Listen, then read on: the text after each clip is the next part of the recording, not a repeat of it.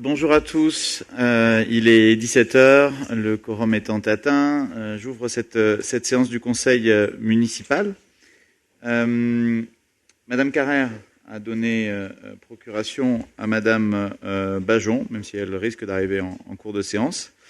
Je désigne comme secrétaire de séance Madame Boson, et je vous indique aussi que M. Paul a déposé 2 questions diverses qui sont traitées en fin de conseil, ainsi qu'une motion. Donc cette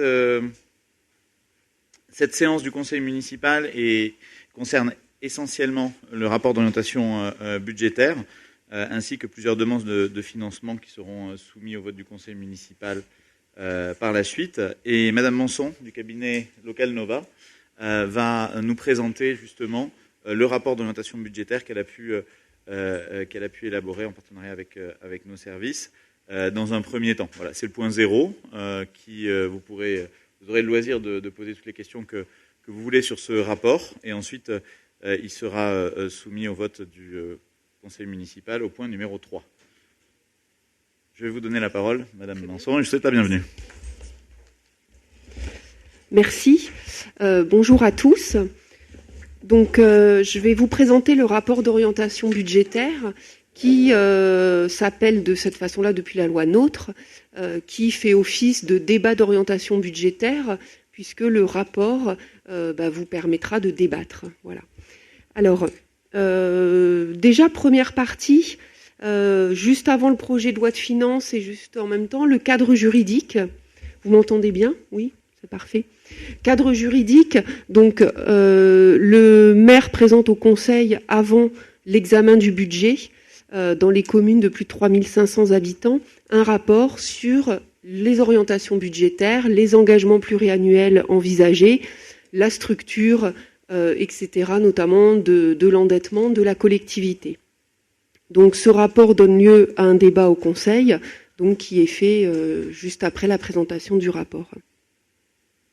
Alors, tout d'abord, on a pour lieu de présenter au tout début d'un rapport d'orientation budgétaire tout ce qui est contexte économique et projet de loi de finances, puisque vous le savez, ça a un impact direct sur les finances de la collectivité sur l'année 2021.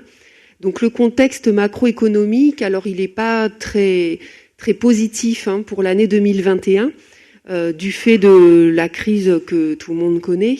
Donc c'est vrai que on attend qu'il y a une récession sur l'année 2020, que le PIB, alors on va passer assez vite, l'idée n'est pas de démoraliser tout le monde, mais le PIB est attendu, était de moins 10% sur l'année 2020 au niveau de la France. Et puis on attend aussi un taux de chômage qui pourrait atteindre les 9,5% sur le courant 2021.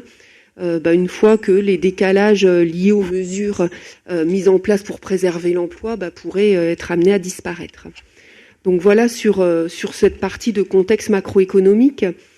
Pour en venir donc un peu plus sur la loi de finances en tant que telle, l'exécutif attend quand même dans le plan de relance un rebond de plus 8% en 2021. Donc ça c'est une évolution du PIB attendue sur l'année 2021. Et puis, quelque part, une amélioration quand même du déficit public et de la dette en pourcentage du PIB sur l'année 2021. Sachant qu'en 2020, on était sur des taux un peu records de ces déficits. Plus concrètement, la loi de finances qu'elle apporte pour les collectivités aujourd'hui et notamment les communes, quelque chose dont vous avez entendu parler et que vous connaissez, c'est la réforme de la TH, la taxe d'habitation, puisque à ce jour, 80% des contribuables ne payent plus de taxe d'habitation et les 100% vont être atteints d'ici 3 ans. Donc là, à partir de 2021 jusqu'à 2023, pendant 3 ans, un tiers des contribuables vont être exonérés chaque année. Donc en 2023, le dernier tiers et l'exonération sera totale au niveau de la taxe d'habitation. Pour les communes, la compensation qui est attendue est à l'euro près et elle sera compensée par un coefficient correcteur appelé COCO qui va calculer clairement la taxe foncière départementale que vont récupérer les communes et auxquels vont multiplier ce coefficient correcteur qui donne à l'euro près le montant de produit de la taxe d'habitation que la commune percevait. Donc voilà un petit peu le mécanisme. Donc vous le verrez. Alors après sur la prospective, on est parti clairement sur un produit 2021 égal au produit des années précédentes. Une petite chose sur la réforme sur l'exonération de la taxe foncière, donc du produit bâti départemental. Les départements sur cette taxe avaient clairement une exonération. Donc simplement on vous alerte dessus, les communes, si elles ne veulent pas avoir cette exonération des nouvelles taxes en termes de foncier bâti, clairement il faut qu'elles délibèrent avant le 1er octobre 2021 pour pouvoir limiter cette exonération sur le produit. Sinon, ça veut dire que le produit va être exonéré pendant 2 années. Et si vous voulez ne pas avoir cet effet, vous pouvez l'avoir à hauteur seulement de 40% si vous délibérez avant le 1er octobre 2021. Au niveau de la fiscalité, sur d'autres... alors, pour information, vous êtes moins concernés, c'est la fiscalité économique locale dans laquelle il y a une réforme aussi.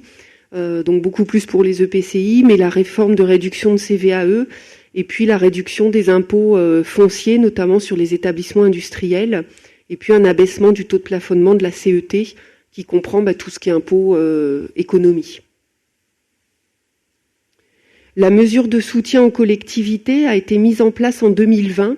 C'est ce que l'État a appelé un filet de sécurité pour les collectivités, que ce soit communes et EPCI, qui disposaient d'une ressource fiscale inférieure sur les 3 dernières années par rapport à 2020. C'est-à-dire ont été calculés les produits fiscaux 2017, 2018, 2019.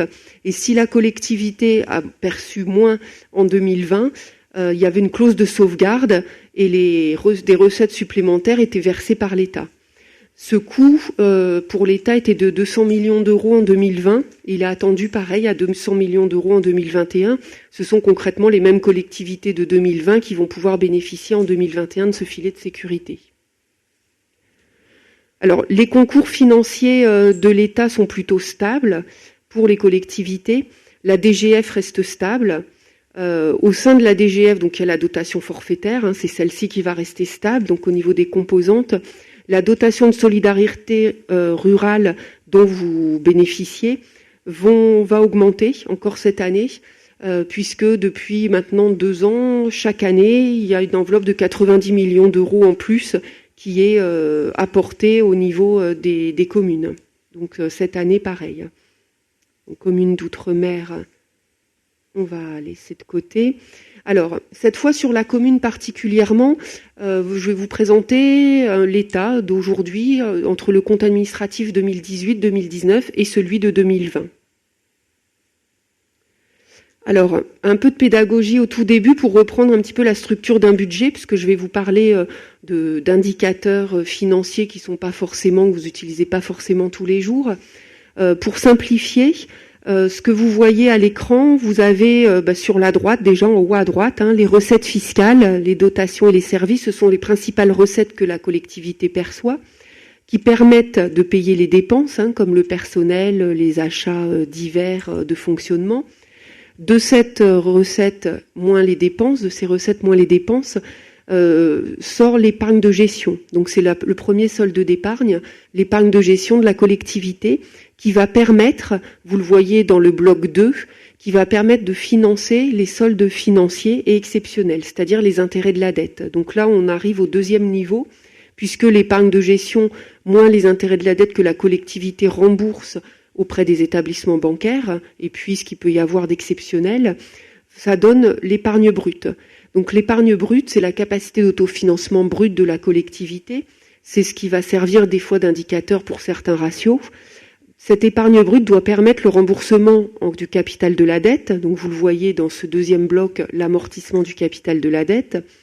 Une fois que l'épargne brute a financé l'amortissement du capital de la dette, il reste l'épargne nette, qui est la capacité d'autofinancement nette de la collectivité et qui est le dernier solde d'épargne. Cette épargne nette, elle vient directement, vous le voyez sur la partie droite, dans le 3e bloc, et elle permet de financer les dépenses d'investissement avec l'emprunt et avec l'emprunt nouveau qui peut être réalisé, et puis avec les subventions et le FCTVA que la collectivité peut percevoir. Donc on a souvent en bonne santé financière, dire que les dépenses d'équipement sont financées un tiers par l'épargne, un tiers par l'emprunt et un tiers par le FCTVA et les subventions. Donc voilà un peu sur la structure d'un budget. Le fonds de roulement tout en bas permet un petit peu, de trésorerie et d'organiser tout cela et de garder du fonds de roulement et le résultat de la collectivité. Alors, pour rentrer dans le vif du sujet, les équilibres financiers, donc ce sont des chiffres qui sont peut-être un peu petits à l'écran. On va les voir après en graphique et ce sera beaucoup plus parlant. Globalement, les recettes de gestion sont restées plutôt stables sur la période. On est à plus 0,38% d'évolution entre 2018 et 2020, avec les dépenses qui, elles, en face, ont augmenté de 3,6%, les dépenses de gestion uniquement. Donc une baisse entre 2018 et 2020, une légère baisse de l'épargne de gestion, puisque l'épargne de gestion est un peu plus de 600 000 € en 2020. On le voit, on enlève les frais financiers de la dette, tout ce qui est exceptionnel, et on a l'épargne brute en dessous, qui est là pour le coup à 566 000 €. On a notamment le comptable peut vous retraiter certaines opérations qui sont les travaux en régie, qui sont considérés comme des opérations d'ordre. Et si on les retraite, c'est-à-dire qu'on les inscrit quelque part dans les recettes de gestion de la collectivité, la CAF comptable est légèrement supérieure puisqu'il y a à peu près 50 000 € en plus au niveau des travaux en régie. Donc ça, ce sont des données qui peuvent vous être communiquées par la trésorerie. Alors, oui.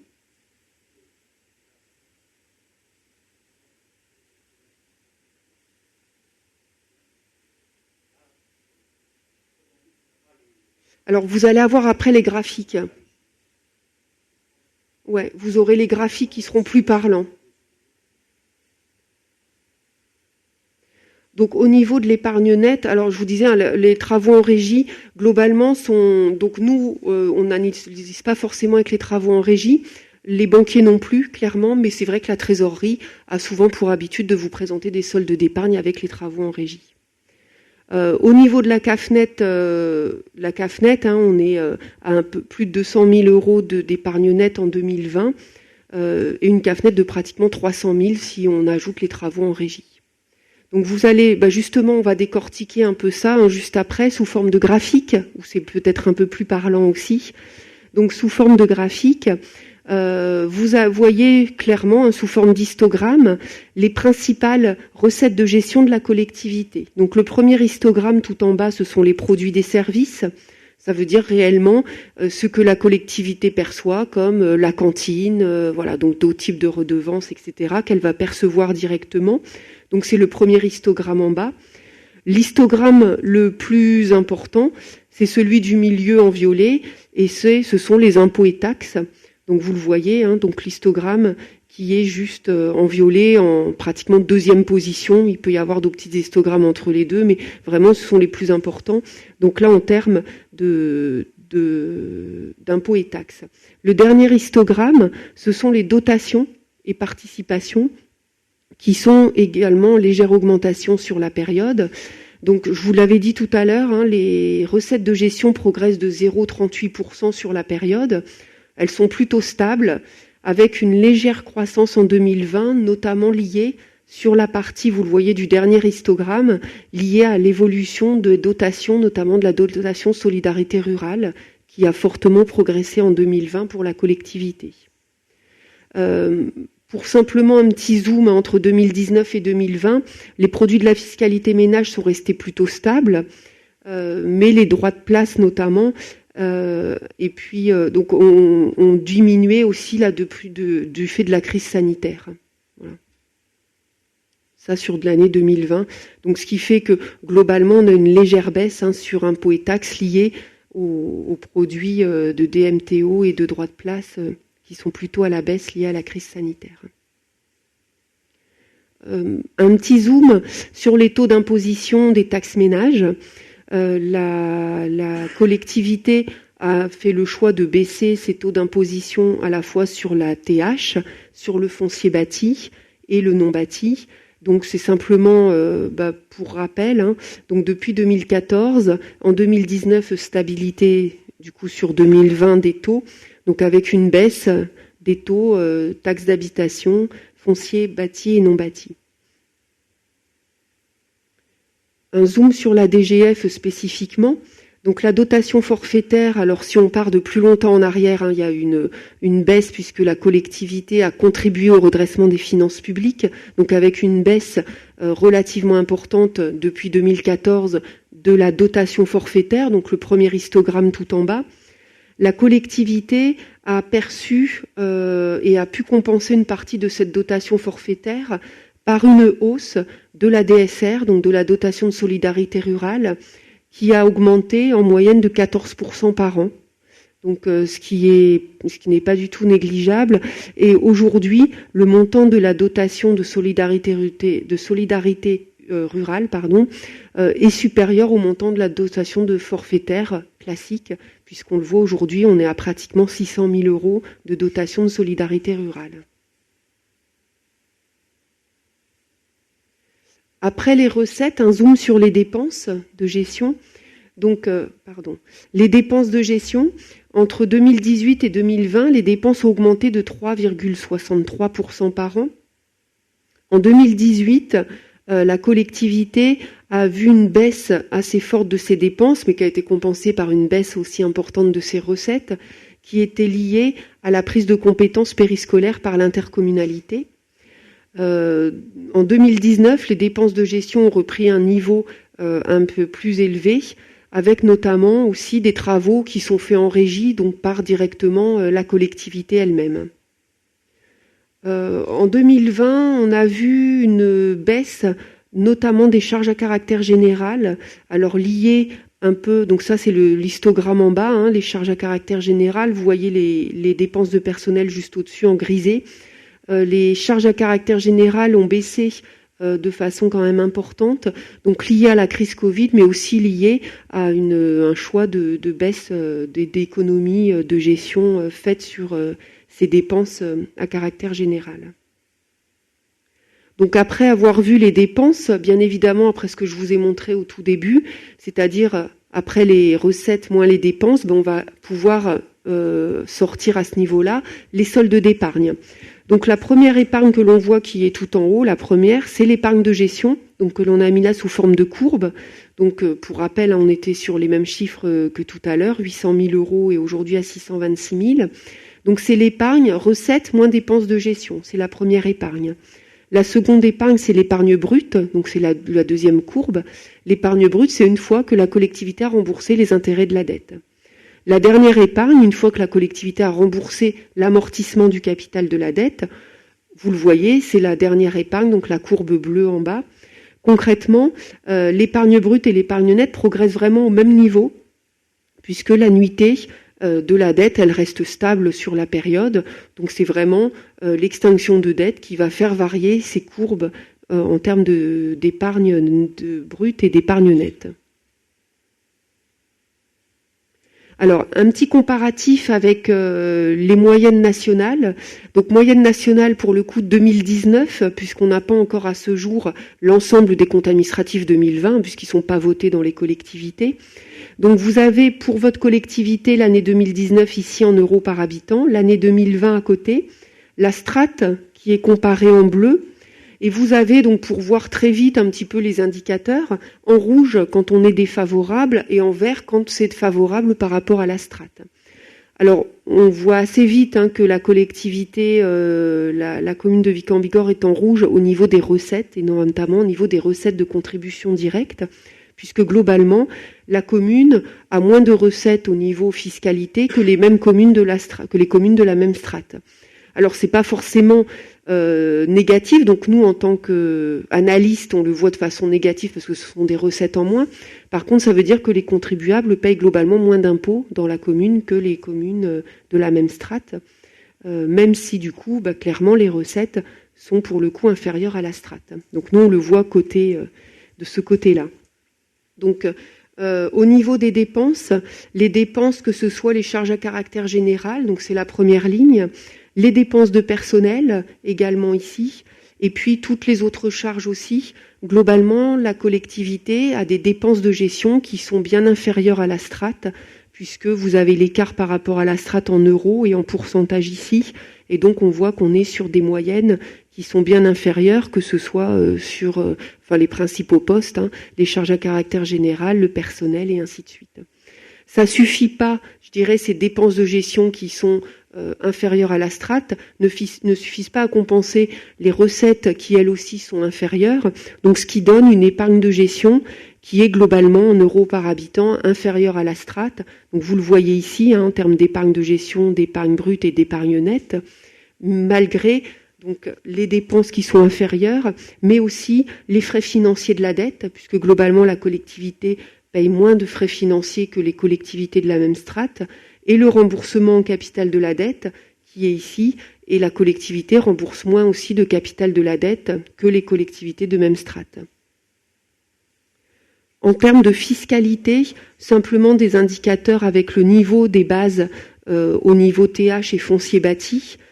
Pareil au niveau des taux, donc vous avez les moyennes en euros par habitant au niveau des bases de la strate et les taux moyens au niveau fiscal, donc TH et foncier bâti, où on voit que la collectivité est inférieure, que ce soit en base et que ce soit en taux, ce qui donne les produits du haut qui sont inférieurs à la strate. Alors, une fois qu'on a vu tout le fonctionnement, ce qui arrive juste après, ce sont les dépenses d'investissement. Donc les dépenses d'investissement, donc on va le voir déjà, le niveau des dépenses d'investissement de la collectivité. Alors c'est cyclique en termes de collectivité en fonction des années, du mandat, etc. Donc évidemment que ça va être cyclique et être plus ou moins dynamique selon les années. En moyenne, on est sur 1,3 million par an de dépenses d'investissement, et ça depuis 2014. Donc ça veut dire qu'en fonction des années, on est un peu plus ou un peu moins. Mais la moyenne est de 1,3 million par an de dépenses d'équipement. Juste après le dernier slide sur la partie du compte administratif, on est sur la dette et la capacité de désendettement. Donc entre 2018 et 2020, alors l'endettement a légèrement baissé, est plutôt stable et a légèrement baissé. Faut savoir que la collectivité a eu recours à l'emprunt dans la limite du remboursement en capital de ce qu'elle avait chaque année. Donc elle rembourse du capital auprès des banquiers et elle s'est endettée chaque année, a eu recours à l'emprunt pour ce même montant. En 2018, il n'y a pas eu de recours à l'emprunt. Donc on voit directement en 2019, le capital de la dette a baissé. Donc on était sur 2,3 millions en 2018 et on est sur 2,2 millions en 2020. Le ratio, quelque part, s'est amélioré en 2020 par rapport à 2019. Il s'était un peu dégradé en 2019, malgré une baisse de la dette, puisque, pour rappel, ce ratio mesure en combien d'années la collectivité peut se désendetter. Ça veut dire en combien d'années l'épargne brute de la collectivité va permettre de rembourser le capital de la dette, donc l'encours de dette.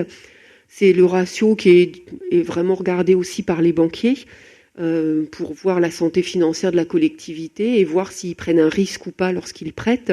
C'est en combien d'années, si l'épargne brute de la collectivité ne sert qu'à rembourser la dette, en combien d'années la collectivité peut se désendetter. Donc ce ratio, le seuil d'alerte, il est estimé entre 8 ans par les banquiers un peu plus prudentiels et précautionneux, jusqu'à 12 ans par l'État.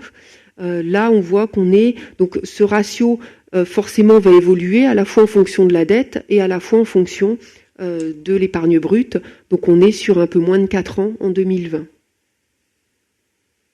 Pour finir, par rapport à la strate, cette fois sur l'endettement et l'investissement, donc les dépenses, on va voir inférieures à la strate au niveau des dépenses d'investissement.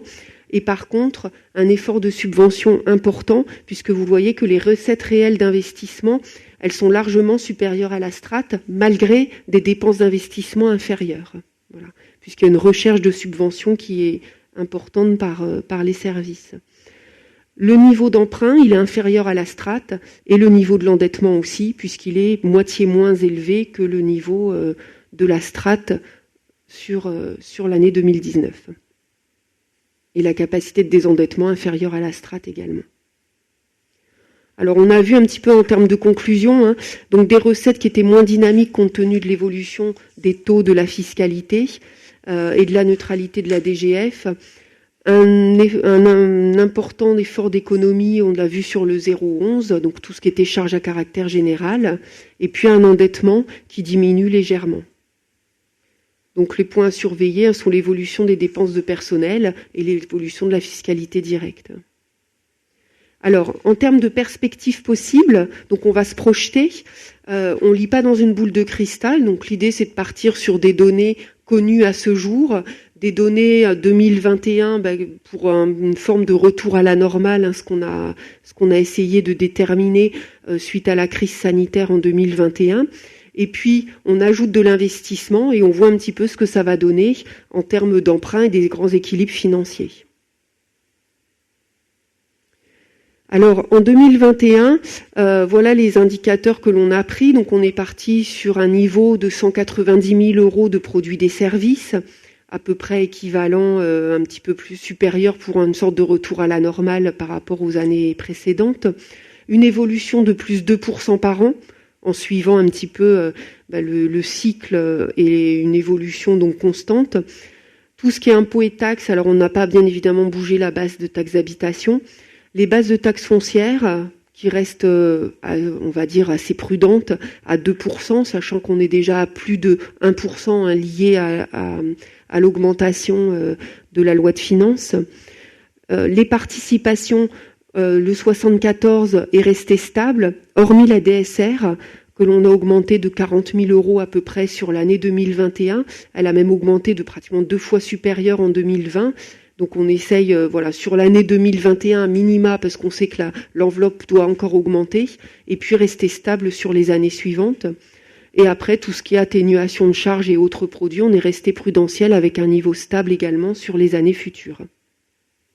Les charges à caractère général ont été figées après au niveau des dépenses à 1 million d'euros par an, avec une évolution relativement contenue, puisqu'elle est contenue à 0,5% d'augmentation par an à partir du coup sur les années suivantes. Les dépenses de personnel, 1,5 million, donc pareil, sur l'année 2021, avec une augmentation un peu plus élevée, notamment pour faire face au GVT qui fait l'augmentation naturelle des dépenses de personnel à 1,5% par an. Les charges courantes, pareil, donc 560 000 euros stabilisés en 2021, plus 0,5% par an. Et les autres atténuations, les autres charges qui sont des atténuations de produits restent stables. Alors, qu'est-ce que ça donne au niveau des recettes et des dépenses de gestion ? Donc, vous avez le premier histogramme, le bleu, qui sont les recettes de gestion. Les seconds histogrammes qui sont les dépenses en gris, juste à côté, avec l'épargne de gestion qui est la courbe juste au-dessus, au niveau, sur la partie haute des recettes. Les recettes de gestion, quand on est parti de juste avant, des scénarios, des hypothèses, elles augmenteraient de 1% par an, en moyenne. Quant aux dépenses, elles augmenteraient de 0,97% par an. Ce qui donne une évolution, alors très, très, très serrée entre les deux, mais clairement, sur la base de cette hypothèse, on voit que du coup, l'épargne se renforce, on va dire, légèrement progressivement et elle augmente légèrement au niveau de l'épargne de gestion sur les différentes années.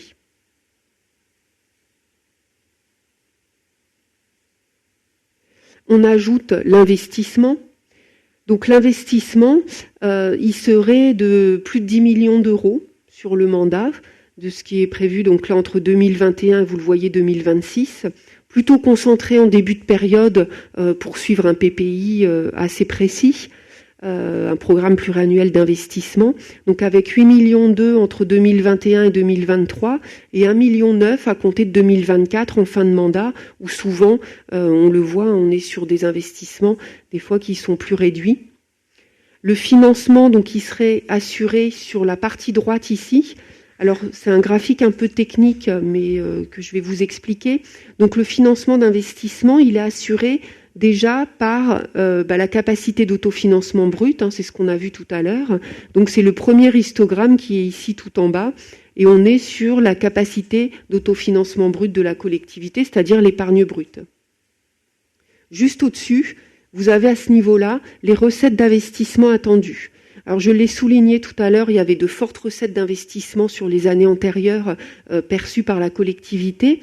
Ce qui est attendu sur les années futures continue, puisque la collectivité investit sur à la fois des investissements qui sont, entre guillemets, rapporteurs de subventions, et puis une recherche de subventions, notamment des ETR, etc., par les services importants, puisque les premiers souvent qui sont inscrits sont les premiers servis, et ce qui permet de percevoir des niveaux d'investissement qui sont quand même relativement, des niveaux de subvention, qui sont fortement importants, puisque bien souvent on est plus de 50%, voire 60% par rapport au niveau des dépenses d'investissement en face.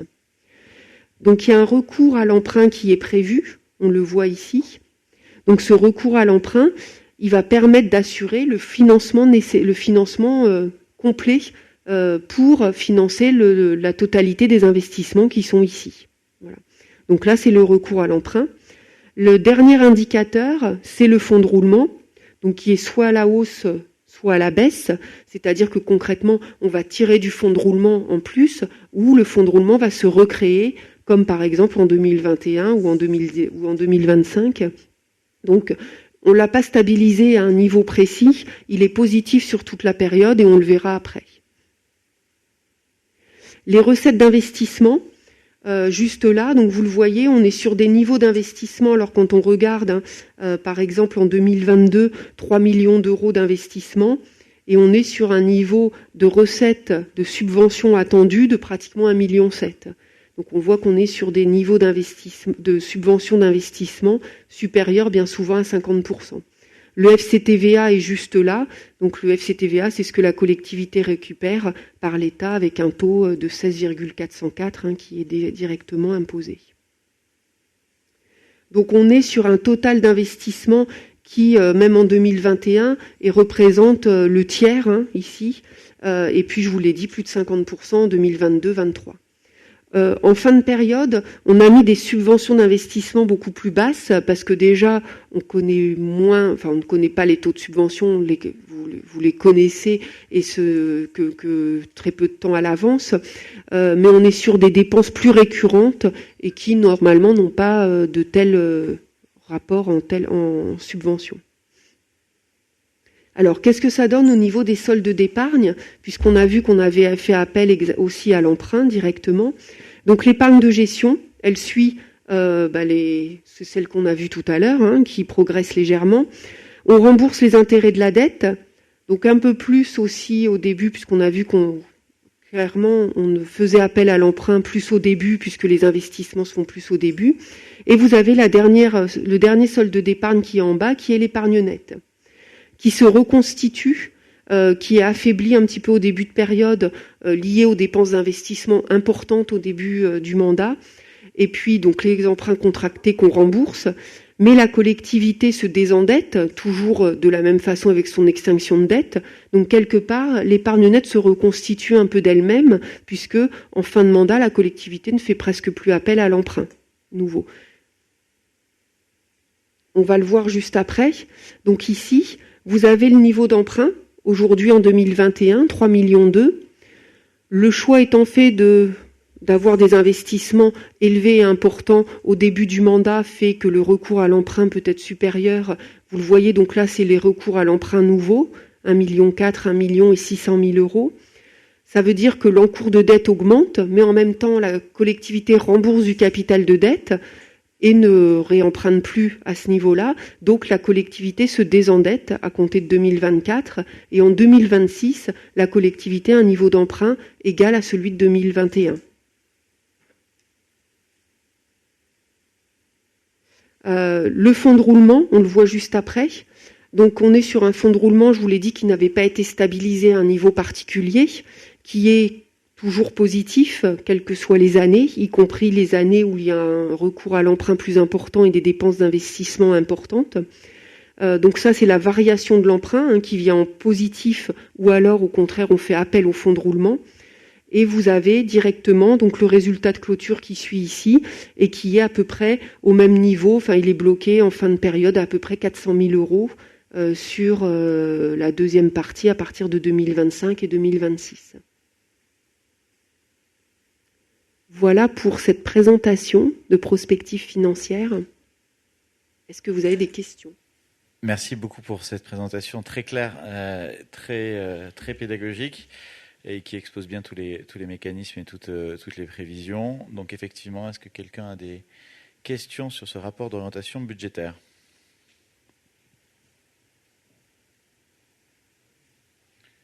Monsieur Michelon, le micro, je vous prie. C'est bon, vous m'entendez là ? Oui, c'est bon. Oui, merci. Je conforte Clément Ménette dans la qualité de la présentation, en tout cas dans la méthode. Je trouve, puisqu'effectivement, c'est le premier débat budgétaire qu'on a, puisque effectivement l'an dernier, il y avait une situation un peu particulière de dérogation. Donc je suis plutôt soulagé, effectivement, d'avoir une présentation qui est pluriannuelle. Notre crainte était effectivement d'avoir des approches qui étaient à chaque fois annuelles et qui ne nous permettaient pas d'avoir au fond cette vision ou cette visibilité sur 5 ans ou sur la durée du mandat, parce que je pense que là c'est sur la durée du mandat. Donc je vous remercie beaucoup pour cette présentation. Après les félicitations, les aspects critiques, mais qui sont plutôt sur la forme et sur, mais certainement vous y êtes pour rien, mais effectivement pour nous c'est un document qu'on découvre. Il est facile pour vous, pas si évident pour des élus qui ne sont pas des comptables ou des financiers, notamment quand on fait une approche pluriannuelle. Donc il aurait été plus confortable pour le débat d'avoir ce document en commission de finances, donc au moins la semaine dernière, puisque on aborde le débat budgétaire de façon assez brutale. Première commission la semaine dernière et le débat aujourd'hui, c'est-à-dire qu'on n'a pas progressé tous ensemble dans la construction de ce modèle budgétaire.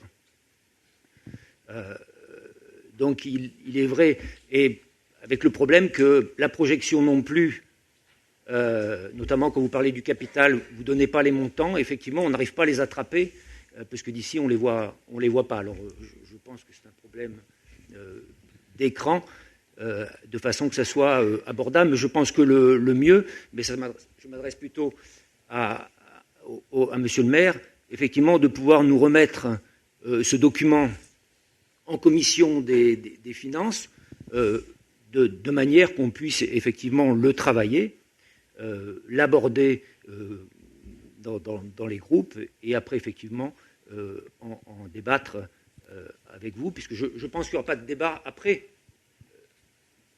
Monsieur le maire, il n'y aura pas de débat après. Je veux dire, le débat, c'est maintenant. Non, le débat, c'est au point numéro 3 du conseil municipal. Là, c'est le point 0. J'entends ce que vous dites. De toute façon, le document sera mis en ligne, donc accessible à tout le monde, tous les Vicois et non-Vicois, sur le site internet de la mairie, donc dans la plus parfaite des transparences. Et pour l'année prochaine, on essaiera de pouvoir, tout en gardant la présentation de Madame Manson, qui permet, je dirais, d'avoir une présentation externe et distancée, puisqu'elle met même en rouge des choses qui pour moi sont particulièrement vertes, mais du coup cette neutralité est importante. On pourra quand même donner le document avant, mais ce qui n'empêchera pas la présentation de Madame Manson ou d'un de ses collègues d'ailleurs pour les années suivantes. On le fera passer avant. Voilà. En tout cas, il sera tout à fait mis en ligne avec tous les chiffres et toutes les perspectives financières. Moi, j'ai une petite remarque de fond sur, non pas la présentation, mais sur ce qu'on a pu voir sur le fond des sujets. D'abord, on a pu voir qu'effectivement, comparativement aux autres strates, on paie moins d'impôts à Vic de manière significative, tant sur les bases et sur les taux.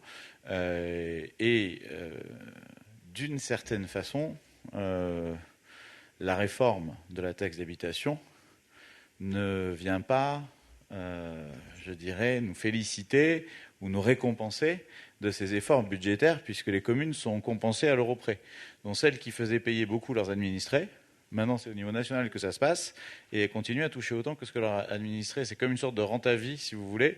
Vous payez beaucoup avant la réforme, Macron vous donne la rente à vie. Bon, c'est une façon de voir les choses, mais en tout cas, c'est pas, ça ne vient pas récompenser les bons élèves.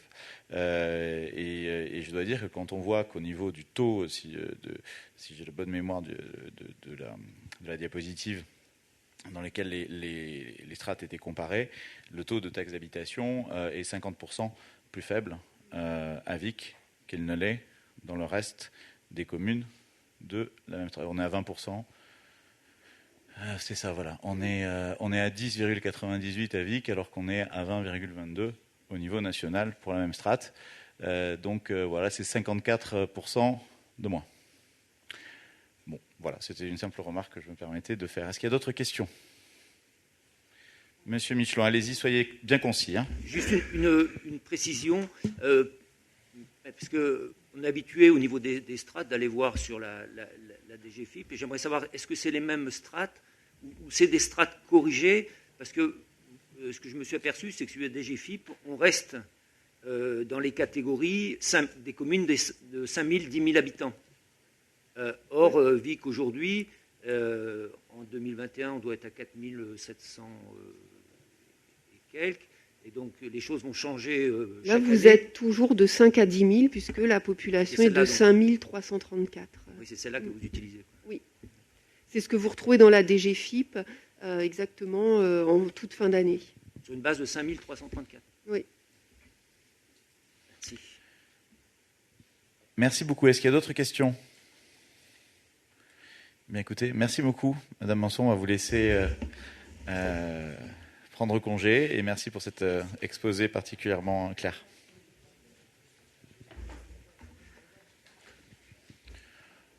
On va faire une toute petite pause le temps que Madame Manson puisse tranquillement reprendre ses affaires.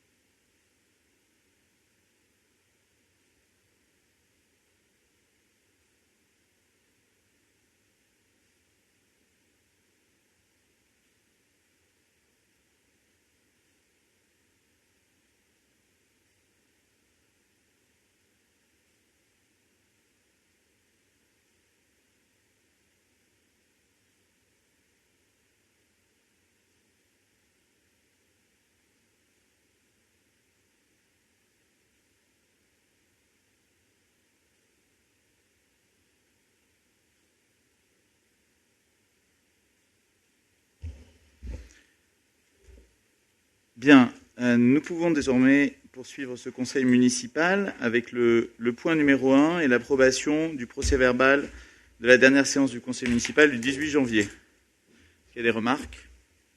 Monsieur Paul.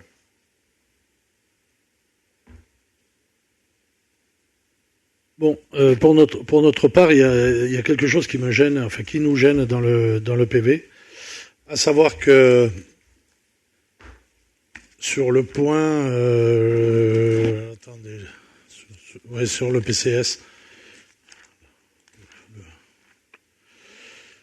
à savoir qu'il est mis dans le compte rendu, on nomme un technicien de fonction publique d'État comme étant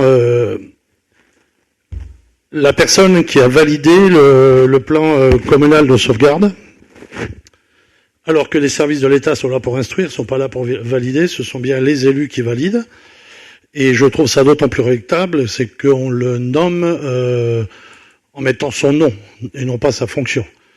Et pour ce fait, moi, il est hors de question que je vote un procès verbal qui met en cause un agent de l'État, nommément, par rapport à une question que nous avions posée. Vous nous faites sans arrêt le reproche que nous attaquons les agents de la fonction publique territoriale, ce qui est faux. Nous ne les attaquons pas, nous posons les questions. Là, pour le coup, c'est marqué noir sur blanc que c'est cette personne qui a validé le plan communal de sauvegarde avec le train qui n'existe plus, le gazoduc qui n'existe plus ou qui ne est plus en fonctionnement. Je regrette, c'est tout. Donc moi, je ne voterai pas ce PV. Très bien. D'autres remarques?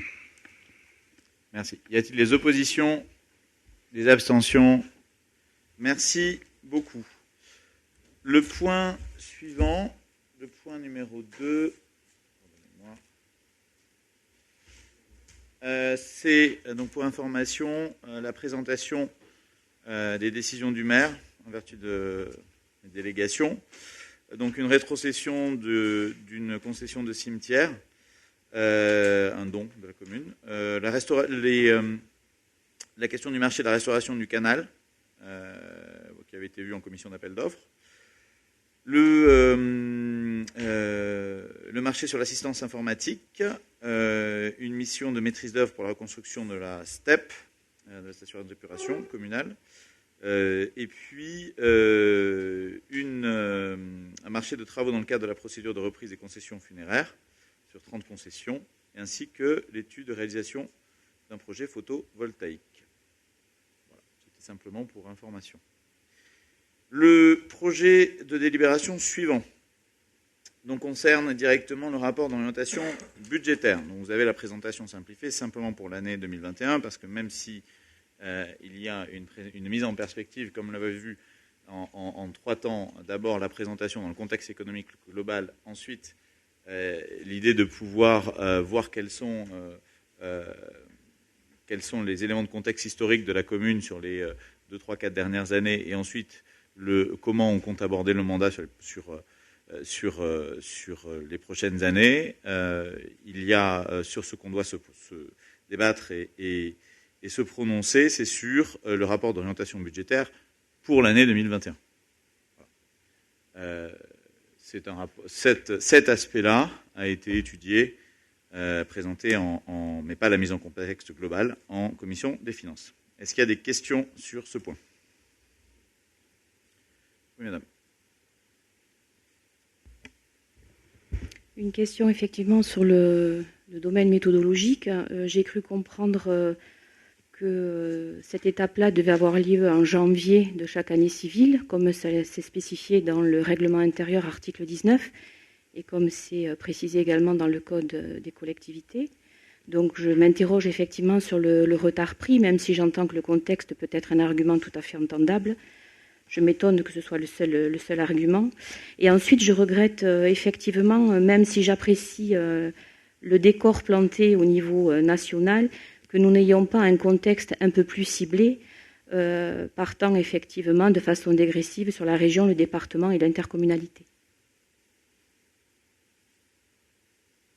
Sur le premier point, à ma connaissance, il s'agit simplement de voter le rapport d'orientation budgétaire une certaine durée, un certain temps avant le vote du budget. Moi, c'est ce que j'avais en tête. À présent, je peux omettre notre aspect, mais c'était ce qui me semblait être nécessaire. Bon, on regardera s'il y a d'autres éléments. Et ensuite, sur le fait de descendre France, région, département, enfin territoire, on peut le faire, mais je ne sais pas si le cabinet local Nova a tous les éléments tout de suite ou si ça représente un travail supplémentaire. Et je ne suis pas sûr qu'il soit pertinent de se resservir du millefeuille administratif français sur l'ensemble des questions qu'on peut poser. Est-ce qu'il y a d'autres questions sur ce point? Monsieur Michelon. Juste une observation. On est sur je le disais tout à l'heure, on est sur notre premier discussion budgétaire, le DOB, donc il faut partir sur de bonnes bases. Donc, juste par rapport à votre intervention précédente, il me semble, mais vous me corrigez, que ce qu'on a, la délibération concernant ce point, c'est une délibération certifiant que le débat a eu lieu. Ce n'est pas une certification ou une approbation d'un rapport. Il n'y a pas de décision prise, il me semble. Vous voulez dire dans ce que c'est que précisément, juridiquement, le rapport d'orientation... Tel que la délibération est écrite aussi. Oui, ça certifie le fait qu'il y a eu cette présentation en amont du vote du BP. C'est pour ça que c'est lié au budget. Et c'est en fait, avant d'attaquer un budget et de rentrer dans le détail, là, on a les grandes lignes et on a pu évoquer les grandes lignes pour au moins que le budget, dans les grandes masses financières, n'aille pas dans un sens qui pourrait être problématique. Oui, je suis d'accord, mais c'était juste pour préciser, parce que comme vous aviez dit effectivement que c'était pour valider le rapport, ce qui veut dire effectivement qu'on prendrait une décision de validation, effectivement, vous avez bien fait de préciser, on est bien juste pour certifier que le débat a eu lieu. Voilà. D'accord. Merci beaucoup. Je vous en prie. Est-ce qu'il y a des oppositions ? Vous vouliez prendre la parole ? Monsieur Paul, allez-y. Juste vous confirmer que dans le règlement intérieur qui a été voté à l'unanimité, c'est marqué noir sur blanc. Le débat d'orientation budgétaire aura lieu dans le courant du mois de janvier de chaque année lors d'une séance ordinaire après inscription à l'ordre du jour ou lors d'une séance réservée à cet effet. Il donnera lieu délibération et sera enregistré au procès-verbal de la séance. Voilà. Donc après je vous confirme ce que je pense aussi comme vous sur les 2 mois qui doivent suivre.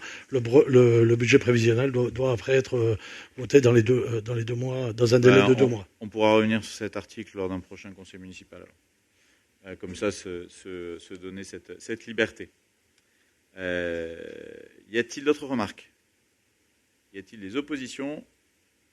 Des abstentions ?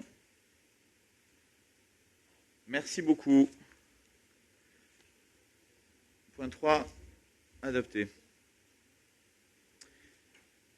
Le point 4, et avec la multitude des différents points, concerne en fait les demandes de subventions et de dotation de subventions pour un certain nombre de projets, de lignes d'investissement pour l'année 2021. Alors, je vais les faire voter un par un. Elles ont été examinées et votées favorablement, pas toujours à l'unanimité, mais quelquefois en commission des finances, et on va pouvoir délibérer point par point. Donc d'abord sur le point 4.1. 4.1, c'est sur les demandes de subvention concernant la rénovation du canal de la partie sud. Parce que les parties nord, on avait déjà voté les demandes de subvention. Est-ce qu'il y a des questions ? Oui. Juste une demande de précision. Effectivement, sur les différents chiffres qu'on a dans les documents qui nous ont été donnés, y compris en commission des finances, je comprends pas la logique des montants hors taxes qui sont donnés. À un moment donné, on nous demande de valider 390 000 euros, alors qu'on était sur du 356 000 euros hors taxes. Donc juste une cohérence dans les chiffres, s'il vous plaît. Et ensuite, je me permettrai de vous interroger sur la fiabilité d'une demande de subvention à hauteur de 80% pour chacun des projets, quand on sait effectivement, comme l'a d'ailleurs conforté votre experte, que la demande généralement tourne autour de 60%, avec une chance véritable de les obtenir. 80%, n'est-ce pas trop ambitieux ? Alors, ça n'est pas mon experte. C'est un cabinet indépendant que la municipalité a saisi pour faire une étude tout à fait indépendante dans laquelle on ne se mêle pas. On donne les orientations, mais je veux dire après il analyse. Voilà, il n'y a pas de. On n'influe pas dans l'analyse. On donne nos orientations et ensuite elle analyse. Ça, c'est la première chose. La deuxième, c'est que dans les demandes de subvention là qu'on est en train de mettre en place, on a à chaque fois. Effectivement, on demande le financement maximum. Voilà. Donc c'est toujours comme ça, mais honnêtement, même quand j'étais conseiller municipal d'opposition, il me semble que c'est toujours ce qui se faisait. On demande toujours la possibilité de financement au maximum. On essaie de convaincre les différents acteurs de nous accompagner à ce niveau-là. On y est plutôt pas mal arrivé les années précédentes à Vic, parce qu'entre 2018, 2019 et 2020, surtout avec l'année 2020 qui était quand même très particulière, on a obtenu quasiment 2 millions d'euros de subventions. Donc voilà. Donc c'est pour ça qu'on va sur ces niveaux-là. Quant au détail des chiffres, j'espère qu'il n'y a pas de coquille. Je demanderai au service de regarder si jamais il y en a, et si jamais il y en a, on reviendra vers vous. Oui, Madame Guillard. Quand même qu'à la commission des finances, sur la partie sud, les 80%, on avait bien précisé qu'ils étaient déjà notifiés et qu'il ne restait que 20% d'autofinancement. C'est vrai. Pour ce dossier-là, c'est tout à fait vrai. Ce ne sera pas le cas pour tous, mais pour celui-là, c'est tout à fait vrai. Est-ce qu'il y a d'autres questions? Alors, y a-t-il des oppositions, des abstentions? Merci beaucoup. Point adopté. Projet de délibération 4.2. Là, il s'agit de projet de rénovation énergétique des bâtiments communaux. Alors là, c'est pareil, on est à 20% d'autofinancement. L'idée, c'est un grand plan de rénovation des bâtiments communaux qu'on a un peu discuté. Est-ce qu'il y a des questions sur ce point? Monsieur Paul. Sur la question d'avant, ce qui a été notifié, c'est pas 80%, c'est 63%. Je sais pas, puisqu'il reste d'autofinancement 37%. Enfin, je ne sais pas comment vous calculez. Mais... Bon, alors.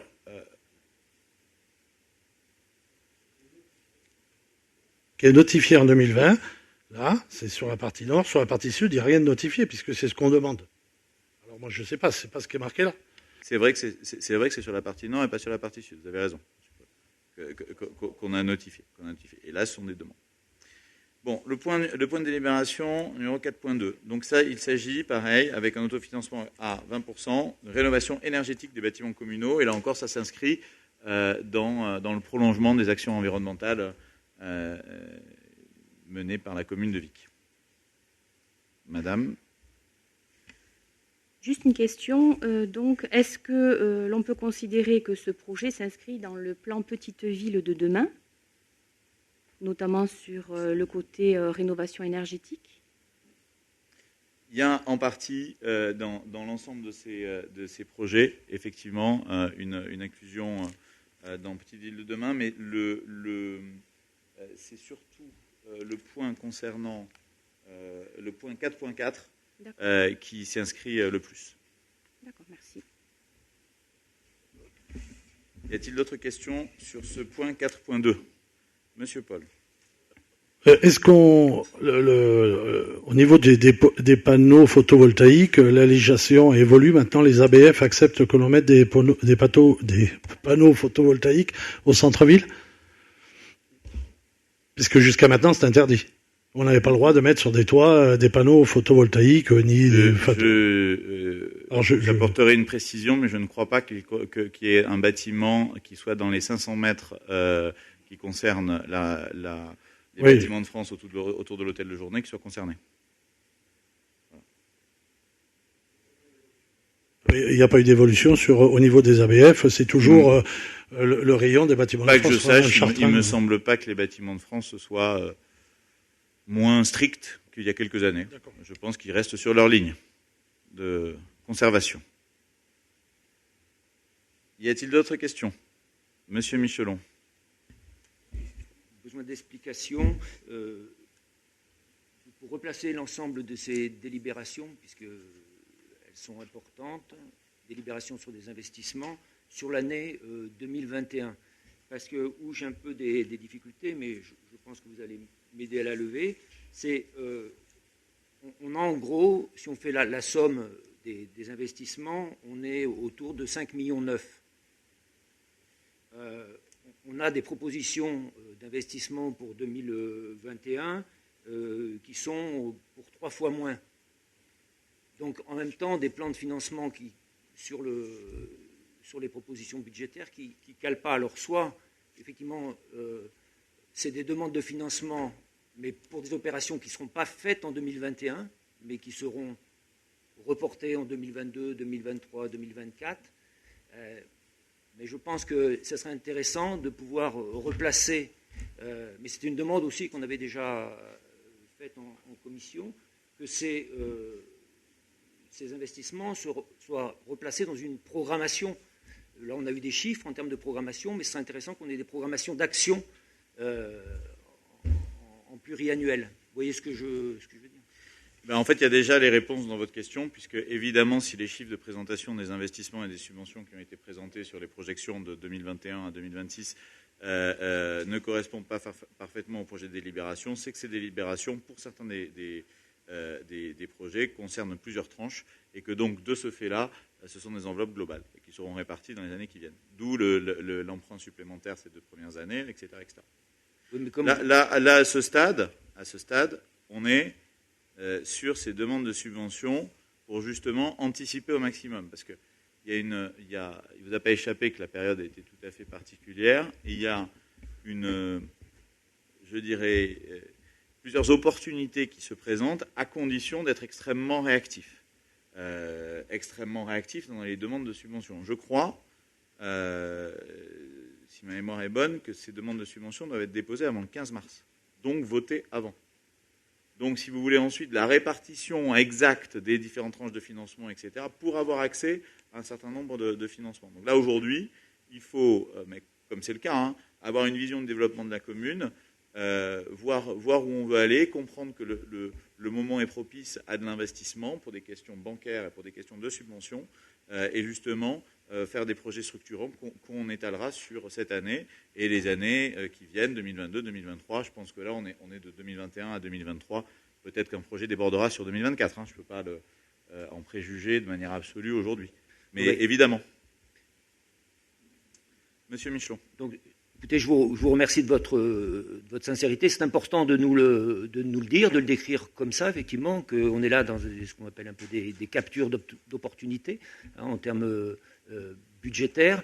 Mais c'est important, mais je reprends la remarque de ma collègue, effectivement, de bien indiquer. C'est pour ça que peut-être les délais de janvier sont peut-être pas si mauvais que ça pour commencer à aborder la question, notamment là, puisqu'il y a des opérations nationales, gouvernementales, qui sont des politiques de relance. Donc de planifier aussi un véritable programme qui sont de type, effectivement, puisque c'est des programmes de solidarité, c'est des programmes de transition écologique et aussi de citoyenneté, effectivement, de pouvoir les programmer.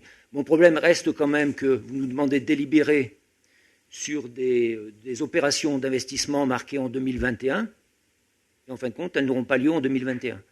Non, toutes commencent en 2021. Non, mais je regarde les délibérations telles qu'elles sont rédigées. En tout cas, ce que je peux vous dire, c'est que là, non. Les délibérations, c'est qu'on va demander l'argent en 2021. Ça, c'est clair. Ça, c'est ce que disent les délibérations. On demande l'argent en 2021. Et en fait, pour bien comprendre... Non, mais pour mise en œuvre de l'action... La mise en œuvre peut se faire sur plusieurs tranches. Là, c'est la demande. En fait, ce qu'il faut bien comprendre, c'est qu'on ne peut pas tout avoir. On ne peut pas avoir le luxe de la réflexion et de se poser des questions pendant des semaines et des mois et saisir les opportunités des dossiers qu'il faut déposer avant le 15 mars. Donc en fait, les collectivités, parce que pourquoi un plan de relance, ça veut dire qu'à un moment, il faut réinvestir assez fort. Donc c'est les choses que les gens ont dans les tuyaux, les collectivités, etc. Ce sont celles qui sont déjà travaillées en amont, qui sont dans les tuyaux, et les collectivités qui se montrent réactives pour le faire. Donc c'est pour ça que là, on a cette volonté d'avoir rassemblé les grandes lignes qui étaient celles du programme de mon groupe pour les dernières élections et de les appliquer dans ces demandes de subvention. Ni plus ni moins. Voilà. À présent, qu'est-ce qu'on aura comme réponse de demande de subvention? Et du coup, il faudra adapter les projets.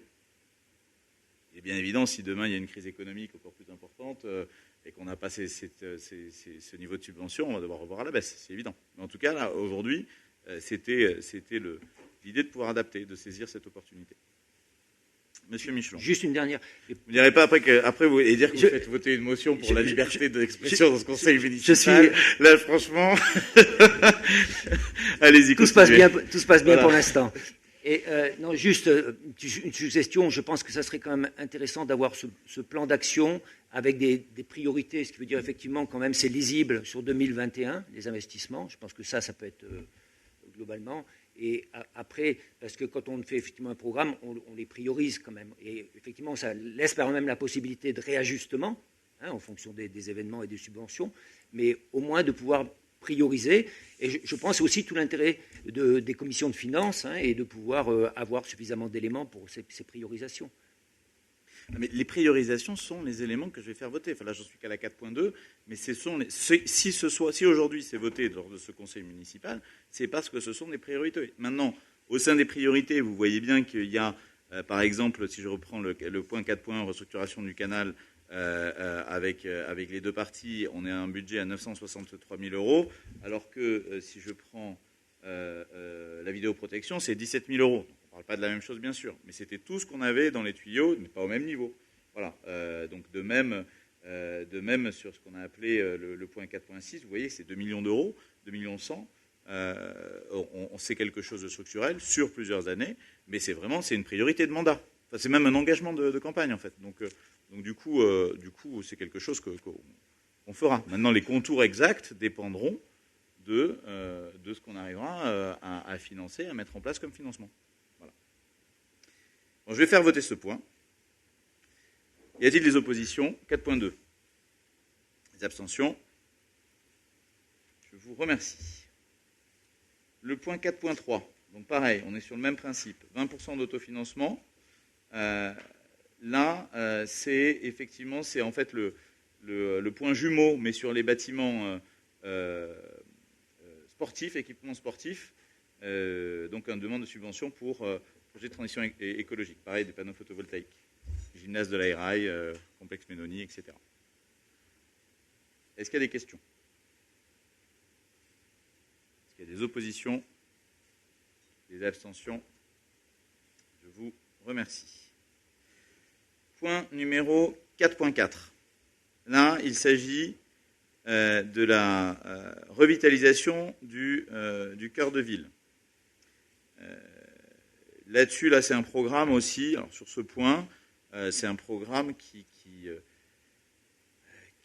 enveloppe plusieurs points de mode de cheminement. L'idée, c'est de favoriser les cheminements doux des différentes entrées de Vic jusqu'au centre, la création d'un parking à côté de la halle, et du stationnement intelligent qui viendra compléter dans certaines rues. Donc ça, c'est aussi un budget global et on verra ce qu'on arrive ou non à faire. Est-ce qu'il y a des questions sur ce point? Oui. Je reviens sur la thématique du plan national, effectivement, petite ville. Puisque je vois que toutes les actions, ou nombre des actions qui sont listées sont effectivement listées dans le plan national. Donc ma question, en m'étant intéressée à ce programme que je trouve très riche de sens pour notre commune, ma question est quelle place à l'intercommunalité, puisque le binôme commune-intercommunalité est une des conditions imparables de l'inscription dans ce plan national. Ok, alors il faut que vous m'expliquiez exactement le rapport avec revitalisation du cœur de ville, ou si en fait vous essayez de me dire qu'il y a des problèmes avec le président de la communauté de communes et moi-même. Je vais vous dire oui, il y a des problèmes. Non. Et justement, le fait c'est pas l'objet de ma question, monsieur le maire. Que la ville de Vic soit exclue de l'exécutif de la communauté des communes me semble tout à fait un scandale. En ce qui me concerne, là vous êtes hors sujet, madame, si je puis me permettre. Écoutez, en tout cas, je vous réponds. Et donc là-dessus, oui, le projet Petite Ville de demain concerne beaucoup des réalisations, puisque Vic est une petite ville et nous croyons fort en son avenir. Donc le programme Petite Ville de demain nous semble tout à fait approprié. Est-ce qu'il y a d'autres questions? Des oppositions? Non, s'il vous plaît. Des abstentions? Non, j'ai fait voter. Des abstentions? Je vous remercie.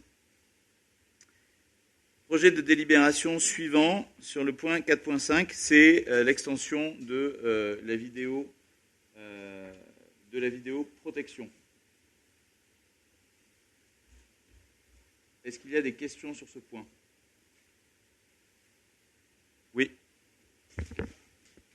Alors, comme à chaque fois que l'on parle de ça, on réexplique toujours qu'à mon avis, à notre avis, ça n'est pas efficace. Alors, toujours rajouter des sommes pour un système qui, jusqu'à maintenant, n'a jamais prouvé la moindre efficacité, on est quand même responsable de l'argent public et nous, ça nous gêne. Donc, pour ça, on votera contre. Ok, bah écoutez, grand bien vous fasse. Il me semblait que la démonstration précédente du rapport montrait que la municipalité était tout à fait respectueuse de l'argent public. Et sachez que la vidéoprotection est un dispositif qui non seulement a permis, qui est un dispositif de dissuasion, un dispositif qui permet aussi, en l'améliorant, de pouvoir résoudre un certain nombre d'enquêtes. Et là, il s'agit de l'intérieur de la halle pour pouvoir justement mieux le surveiller en cas d'événement. Donc voilà. Écoutez, si vous pensez que c'est pas bien, et vous en avez tout à fait le droit. Monsieur Paul. S'il s'agit de sous la halle, il y avait déjà un système sous la halle, donc on remet un système sous la halle alors qu'il y a déjà un système sous la halle. Plus performant, oui. Ok.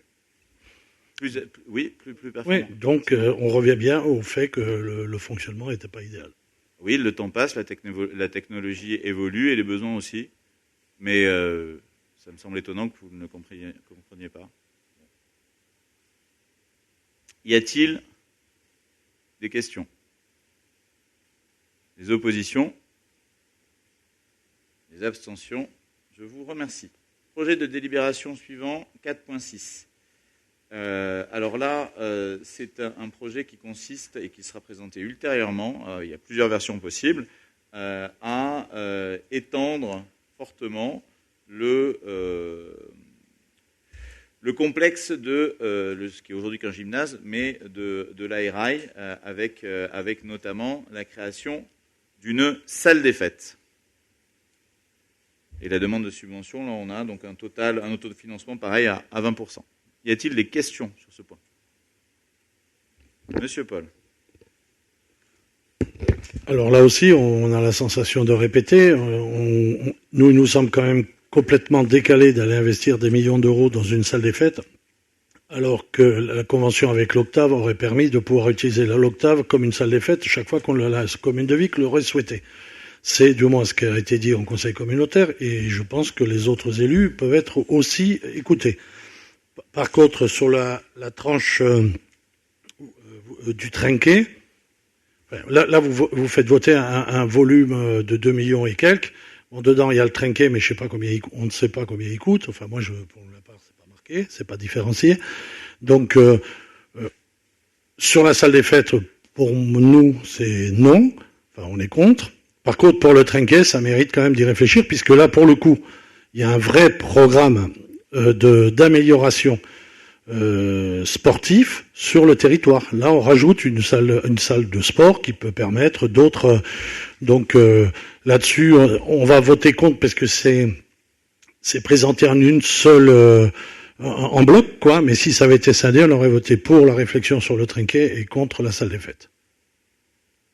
C'est votre choix de préférer le verre à moitié vide qu'à moitié plein, mais ça c'est à vous de voir. Alors, écoutez, c'est complètement faux sur l'usage de l'Octave, puisque justement on a fait la demande, vous avez vu le conseil municipal, on a fait la demande à la communauté de communes qui nous a dit que la communauté de communes avait une utilisation complète de la salle de l'Octave et qu'il n'était pas possible de pouvoir l'utiliser d'une manière libre pour les administrés vicois. Donc là-dessus, on a eu ce retour-là. On attend de voir ce qui se passera, ce qui sera dit en conseil communautaire. Mais toujours est-il que la réponse de la communauté de communes a été très très claire. Ils ont un besoin d'utilisation complète de la salle de l'Octave. Alors, Madame Bajan.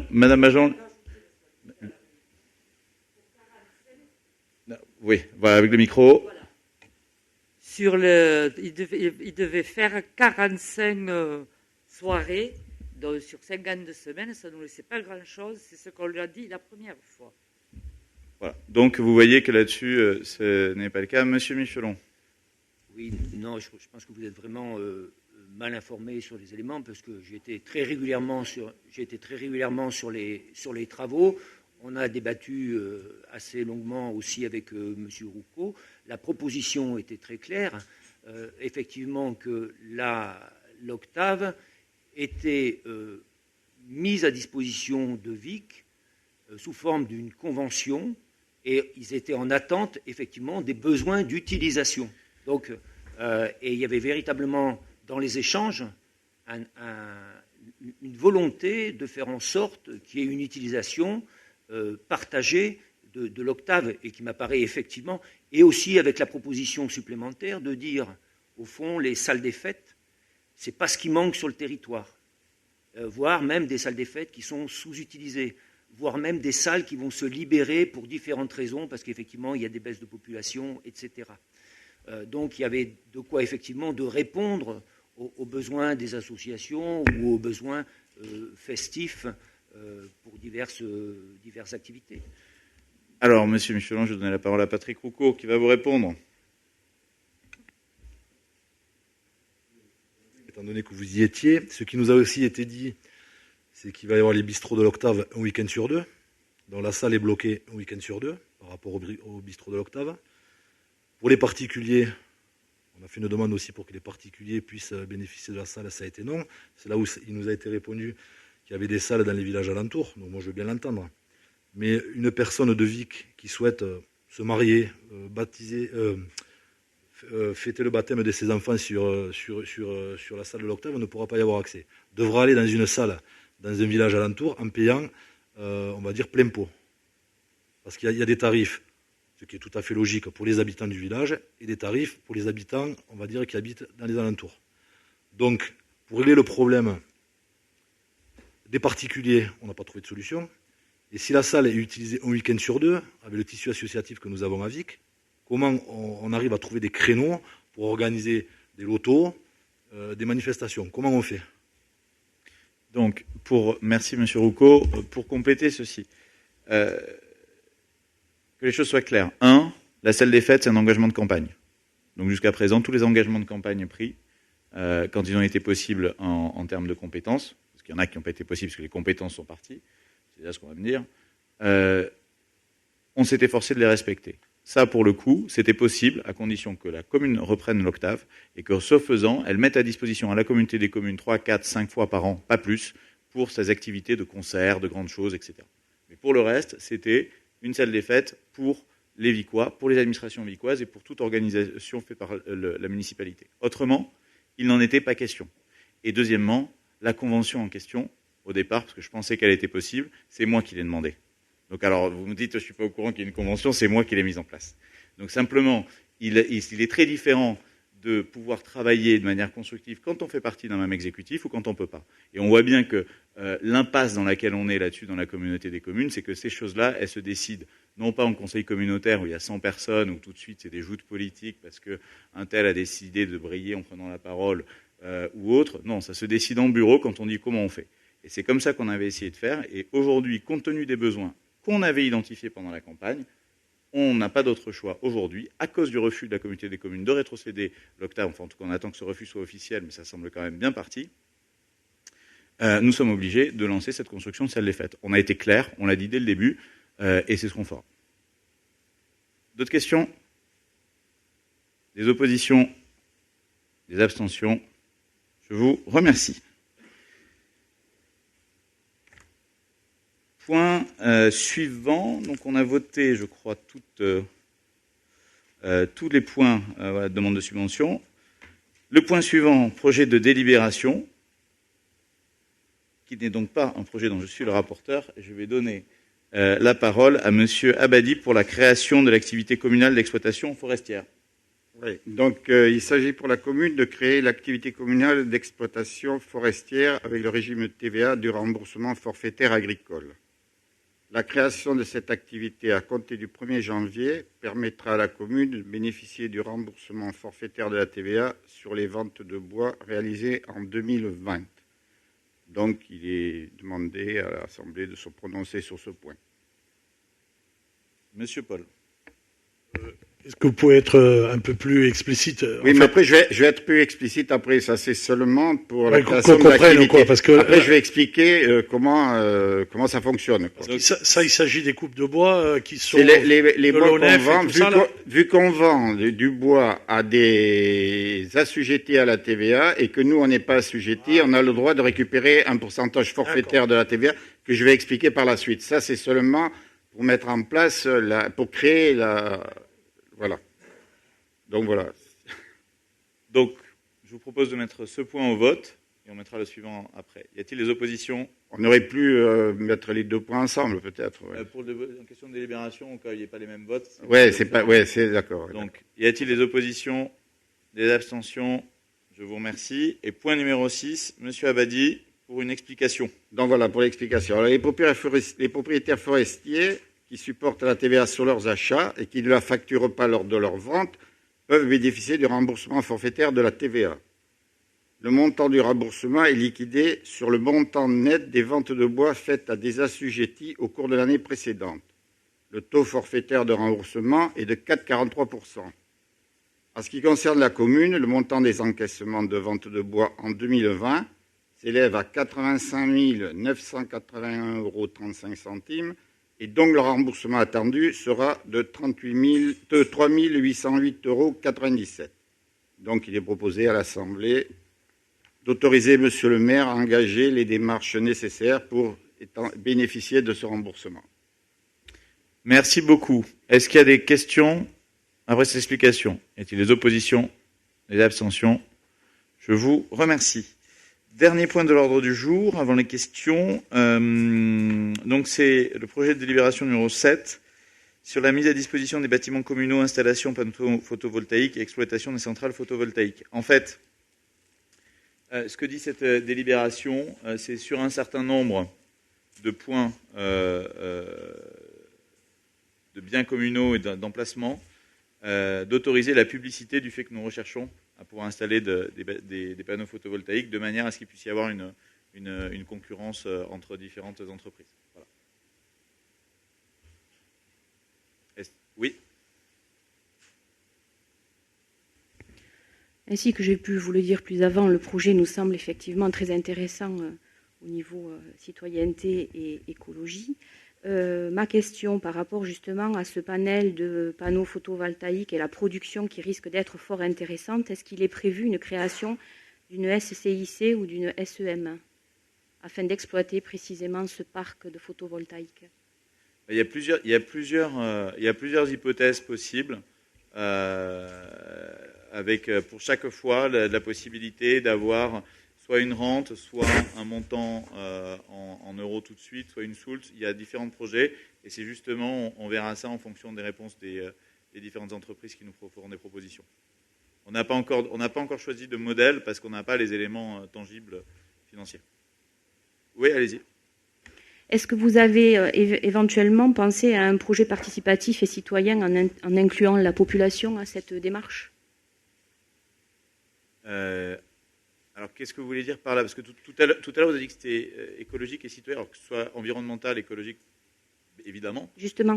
Citoyen, alors expliquez, voilà. Dites-nous quelle serait votre proposition. Pour effectivement élargir cette prestation de service à la population de la ville et participer éventuellement, ça, après vous m'avez dit que c'était en réflexion par rapport à la création d'une structure pour récupérer la production. Est-ce qu'on peut envisager associer le citoyen à cette production électrique dans la mesure où il sera équipé de panneaux photovoltaïques, comme ça a pu être fait sur Montpellier? Vous voulez demander, est-ce que les privés, est-ce que les particuliers pourraient y avoir accès? On peut réfléchir si c'est possible dans ce projet. À ce stade, je ne sais pas s'il est possible de faire un marché plus global. Je vais me renseigner avec les services. Pas une mauvaise idée, pourquoi pas. Il y a eu des expériences qui se sont faites en France, c'est pour ça que je me permets la question. C'est tout à fait possible. Hein. Et puis même, je me souviens, pour un sujet dont j'espère que celui-là sera autrement réussi, mais pour le réseau Chaleur-Bois, il y avait eu aussi quelques-uns des particuliers. Et d'ailleurs, c'est finalement les particuliers qui avaient le plus bénéficié de l'infrastructure et des économies qu'elle permettait, parce qu'ailleurs, elle n'a pas vraiment permis d'économie. Bon. Ok, c'est noté. On verra si on peut, s'il est possible d'aller dans ce sens. Alors, l'ordre du jour étant épuisé, on va revenir... Ah non, il faut que je fasse voter ce point, pardon. Y a-t-il des oppositions? Y a-t-il des abstentions? Je vous remercie. Donc vous avez fait passer une motion pour l'exercice démocratique municipal respectueux du droit d'expression de la minorité et ouverte à la participation citoyenne.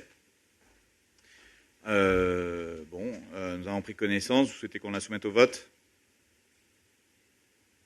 Oui. J'ai pas encore dit pour quoi voter, monsieur Michelon. Vous votiez déjà? Non? Non, pas encore. Non. Vous souhaitez parler, alors intervenez.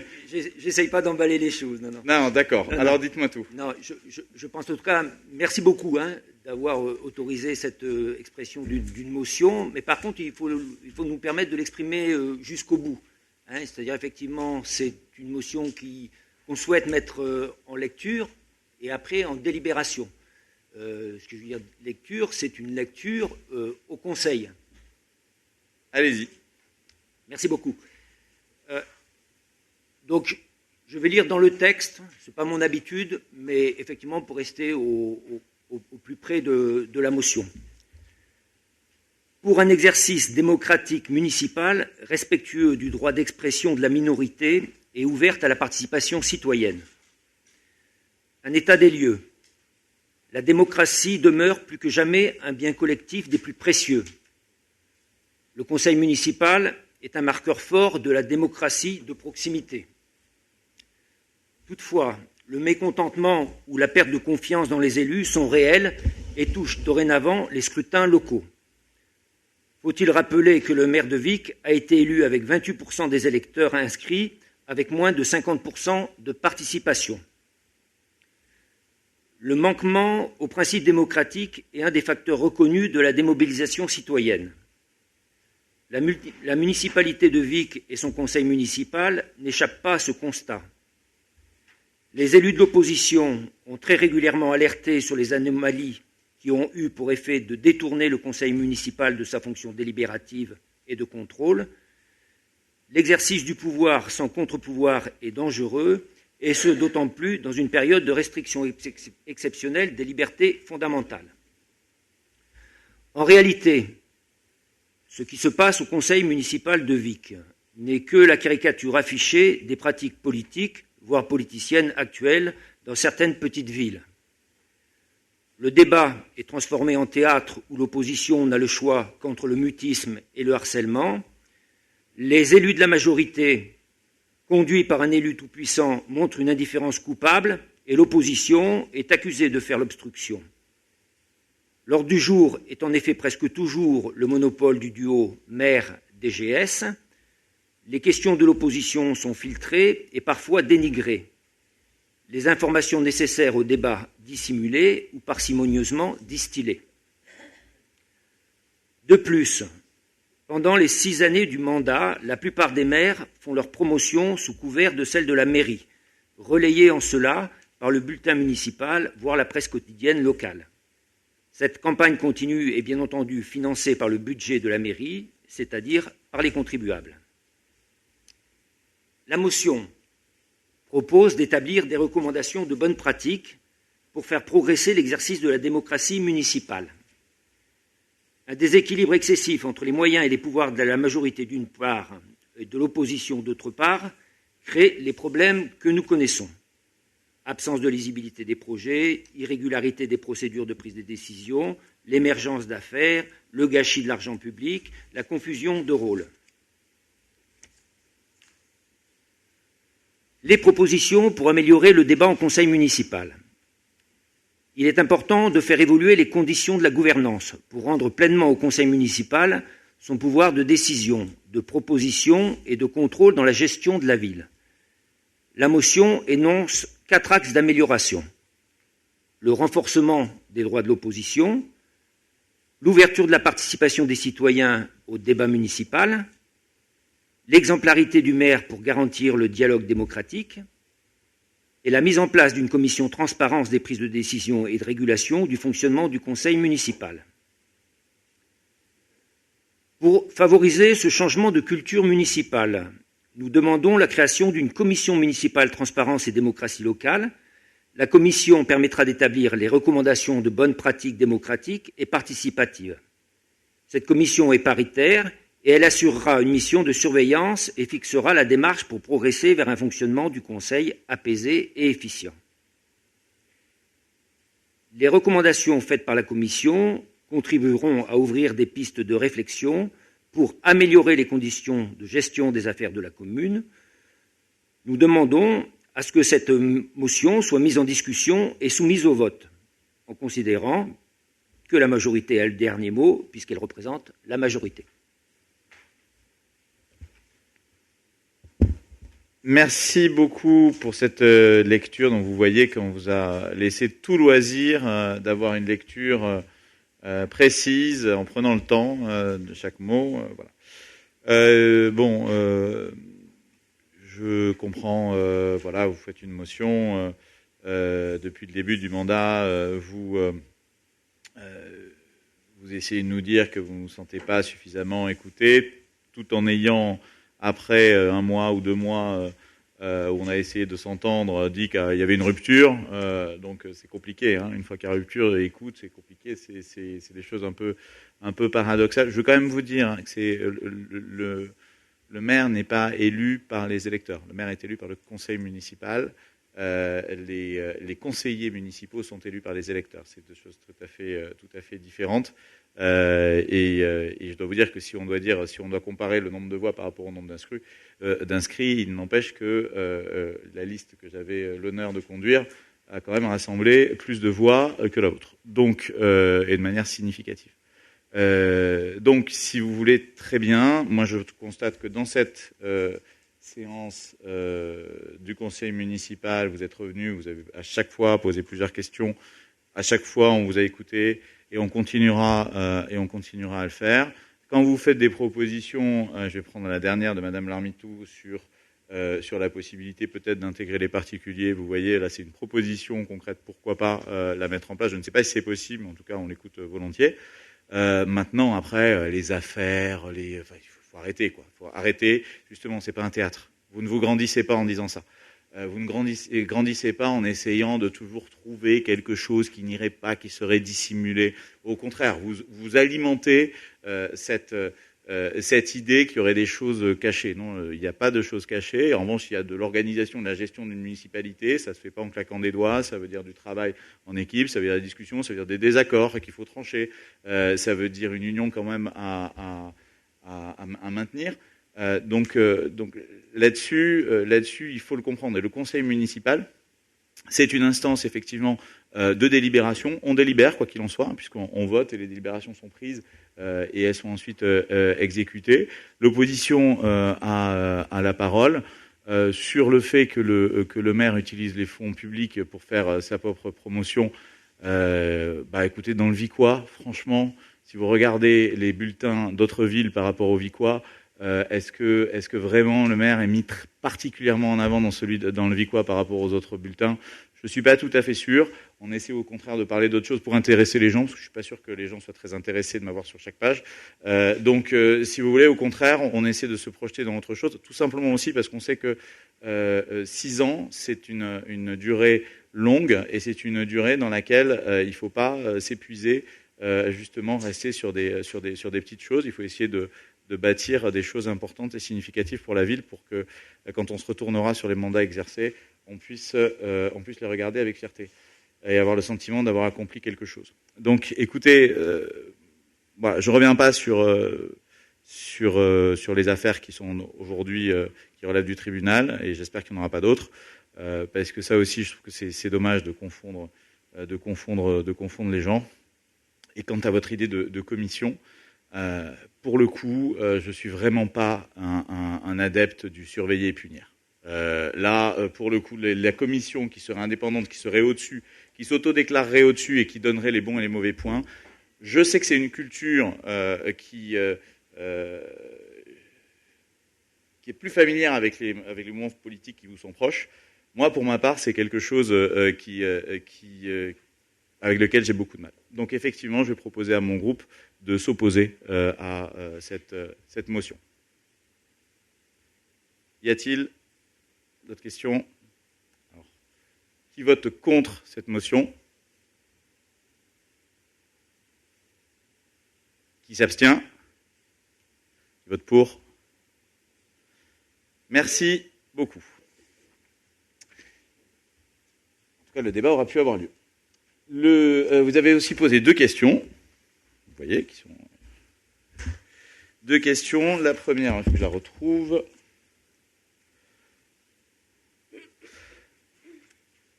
La première, vous voulez la lire? Allez-y, lisez-la. Pardon.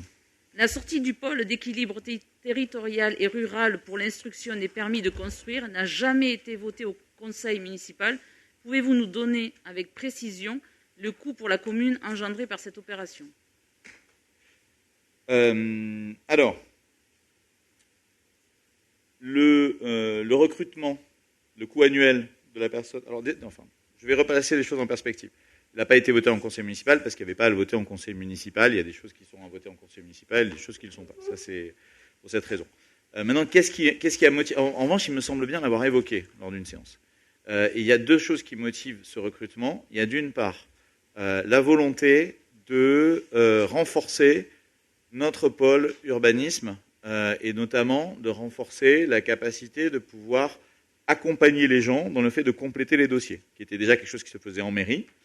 Et parfois, les gens, pour différentes raisons, peut-être des raisons d'ailleurs de moyens humains, ne se sentaient pas suffisamment accompagnés. C'est assez difficile parfois de faire des dossiers d'urbanisme. On oublie une pièce, une annexe n'est pas bien faite, etc. Et donc, il y avait cette volonté de muscler le service urbanisme, d'une part. Et deuxièmement, le fait que ce soit instruit au pays nous empêchait, je dirais, de recruter un autre poste simplement pour aider à compléter les dossiers. Donc l'idée, ça a été de prendre une personne très qualifiée, un agent très qualifié là-dessus, et qui, à la fois, peut instruire les dossiers, donc ça nous permet aussi d'avoir la main sur l'instruction, de pouvoir gérer les choses, la temporalité aussi, pouvoir parfois accélérer, de le faire en interne. Et plus ça va, et plus justement, je me rends compte que garder la main sur des choses, c'est bien de les mettre en commun, mais enfin, c'est mettre en commun quand on n'a plus la main, parfois on rend un moins bon service aux administrés. Et ce qu'il faut comprendre, c'est que quand quelqu'un, quand un Vicois vient voir pour son permis de construire, par exemple, et qu'on lui dit mais c'est instruit au pays, il vient se plaindre à la mairie, il ne pense pas au pays du tout. Donc là-dessus, nous sommes dit que ce serait bien de pouvoir muscler le service. Donc, le recrutement de cette personne, 33 500 € par an. Les logiciels, vous en avez au niveau annuel. C'est lissé sur 10 ans. C'est amorti sur 10 ans. Ça fait 1 400 €, mettons, par an. Et donc, l'économie, c'est-à-dire ce qu'on arrête de verser au pays, c'est 30 000 €. Donc, ça coûte 4 860 € de plus à la commune par an, mais pour un service, 1 sur lequel on a la main, et 2 sur lequel on pallie aux carences d'accompagnement qui étaient tout simplement dues à une non-adéquation entre les ressources humaines et la demande. Y a-t-il des questions? J'en avais demandé au pays parce que comme on n'avait pas de réponse pour avoir un peu c'est-à-dire qu'on avait demandé aux ressources humaines le coût du recrutement. Les chiffres qui nous avaient été donnés, c'était un recrutement, un salaire de l'agent, 20 000 €, 20 280. Donc ça nous a alerté, 20 280, où il travaille à mi-temps. Où il travaille à mi-temps, où c'est pas possible, quoi. Ça ramène un salaire chargé à 1 680 €. Donc, c'est la raison pour laquelle on s'est dit, bon, il y a quelque chose qui va pas. Donc, on s'est rapproché du pays, qui nous ont confirmé les 13 300 qui correspondent aux 1 400 € sur 10 ans dont vous parlez. Par contre, il y a par an quand même 13 000 € de maintenance. 9 500 € pour la mise en page, la mise en les nouvelles strates qui rajoutent à chaque fois, vous savez, la mise à jour de toutes les informations, c'est 9 500 € par an. Ce sont les chiffres donnés par le pays. Après, plus la maintenance du logiciel de 4 500 € par an. Pardon, pour finir, juste c'est pour ça que je vous donne les chiffres, moi, tels qu'on me les a donnés, qu'on me les a communiqués. Et actuellement, la commune de Vic, c'est pas 30 000 € par an, c'est 25 790 € par an qu'elle paye en moyenne sur les années, quoi. Là, on ne paie plus, on ne paie plus depuis le 1er janvier, on ne paie plus, on sait, voilà. Écoutez, juste ça, là, ce chiffre-là, qui du coup nous a fait douter sur le. J'ai la réponse écrite par vos services, là, 20 280 € par an. Donc ça nous a interpellés, quoi. Vous comprenez ? Ok. Mais alors moi, pour le coup, j'ai tout simplement transmis votre question aux services qui m'ont fait la réponse sur les coûts en les mettant à jour. Donc on verra s'il y a des nuances particulières ou des explications là-dessus, je leur demanderai. Maintenant, ce que je peux vous dire, c'est que même si ça coûtait 3, 4 ou 5 fois plus par an, je pense que ce serait nécessaire. Pourquoi ? Parce qu'au fond, les rapports d'un administré avec la mairie, ils sont pas... c'est pas nécessairement des rapports quotidiens, et c'est des moments particuliers de la vie, des moments où on construit sa maison, des moments où on rénove, etc. Et à ce moment-là, c'est un moment crucial où soit la mairie elle fait un très très bon service et au contraire elle accompagne très bien, et là les gens sont satisfaits et ils se disent ah ça marche bien, et c'est là où quand il y a un problème à ce moment précis, eh bien du coup je dirais que il est perçu de manière encore plus grande par l'utilisateur qui se sent un peu floué, qui paie des impôts tous les ans, et s'il vient nous voir une fois tous les 5 ans ou 10 ans, c'est à ce moment-là qu'il n'est pas reçu comme il l'espérait. Donc c'est pour ça que voilà. Maintenant, moi je vous dis, c'est cette différence de coût, on peut revoir, peut-être qu'il y a quelque chose qui est oublié, je crois pas, mais voilà. C'est vraiment sur le coût. Après, le reste, sur le principe d'améliorer le service aux concitoyens, on ne peut être que favorable. Denise Chartrain, le micro, voilà. Oui, il y a une base et ensuite c'est par rapport au nombre de dossiers. Voilà, donc c'est réajusté tous les ans. Ok. Et alors la dernière question, vous voulez la lire ? Allez-y. Dans le cadre de groupes de travail dans nos diverses responsabilités professionnelles, associatives ou de conseils municipaux et intercommunaux, nous avons des échanges réguliers avec d'autres élus intercommunalités et de petites villes d'Occitanie. Plus que jamais, les solidarités et les complémentarités à l'intérieur d'une intercommunalité sont centrales pour répondre aux besoins de la population. Depuis plusieurs mois, nous constatons que les élus de la majorité ne participent à aucune commission et sont absents des conseils de la communauté des communes. De plus, de nombreux désaccords entre la municipalité et la Comcom s'étalent dans la presse locale, école maternelle, octave, piscine, licence 4, etc., sans que ces sujets soient au préalable débattus en conseil municipal. Nous pensons sincèrement que cette situation nuit à l'image de notre commune, l'isole au sein du territoire et risque de surcroît la perte de financement pour de futurs projets de développement. Pouvez-vous nous expliquer clairement le sens et les intérêts de cette position politique prise par la groupe majoritaire ? Alors, je vais donc me répéter, parce que ça fait quand même longtemps qu'on en parle. Vic, c'est le centre de la communauté de communes. Il n'y a pas, c'est le centre principal. C'est plus de 2 fois plus gros en termes d'habitants que Maubourguet. Plus de 4 fois plus gros que Rabastens ou qu'Andrest. Donc, Vic ne peut pas s'isoler du territoire. Vic, c'est le cœur du territoire.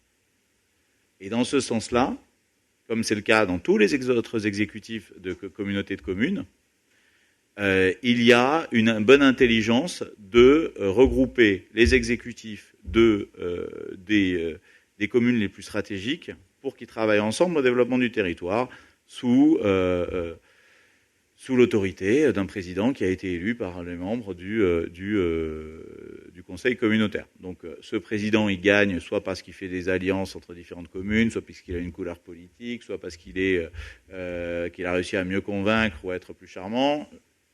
Peu importe, mais en tout cas après, il regroupe parce que quelle que soit la couleur, donc quelle que soit la couleur politique des maires des autres communes. Donc vous avez dans toutes les régions des gens qui sont du Parti socialiste, qui travaillent avec des gens qui sont à droite, qui sont avec des gens qui sont en marge, qui sont écologistes, qui sont même au Grand Arbre. Vous avez des gens qui sont très à gauche, je crois que c'est LFI, mais peut-être un autre parti cousin, je ne sais pas, qui sont aussi à l'exécutif. C'est simplement l'idée qu'on ne peut pas en fait parler d'un projet sans donner l'avis de communes stratégiques sur le territoire. Et cet avis, c'est que l'exécutif qui l'a. La communauté des communes et ses membres ont trouvé, parce que je n'ai pas soutenu le président élu, ont trouvé, et que nous n'avons pas soutenu le président élu, ont trouvé juste de dire « Ah ben on va les punir.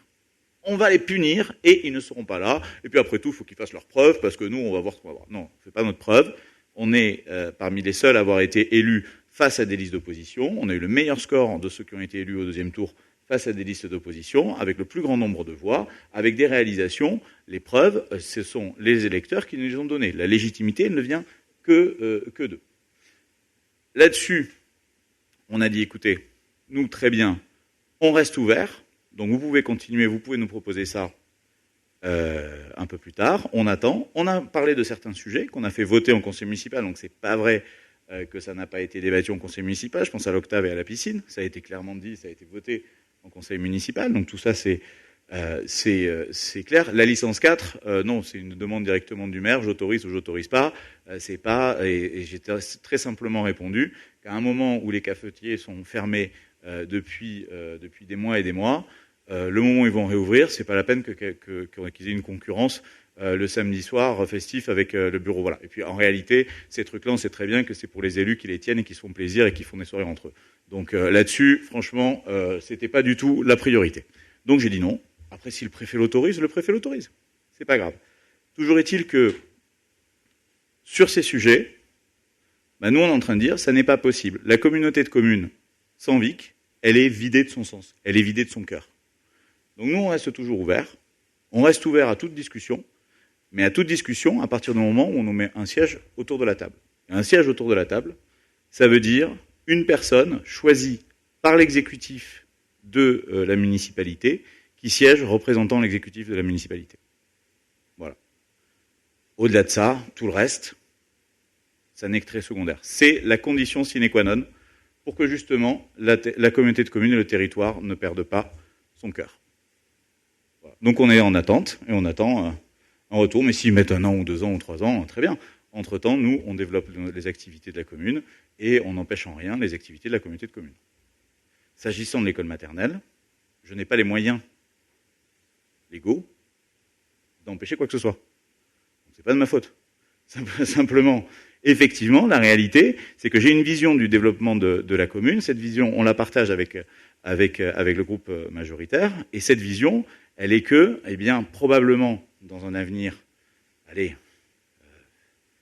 2, 3, 4, 5, maximum 10 ans, l'idée d'avoir une école maternelle à côté de l'école primaire avec des parents qui peuvent aller déposer un enfant puis l'autre, un accès sécurisé, un mode de cheminement doux par rapport au centre-ville, des stationnements plus sécurisés, des parcs pour jouer plus grands, enfin je pense surtout à Pierre-Guillard où il y a peu de verdure, ça me semble être un meilleur développement pour la ville.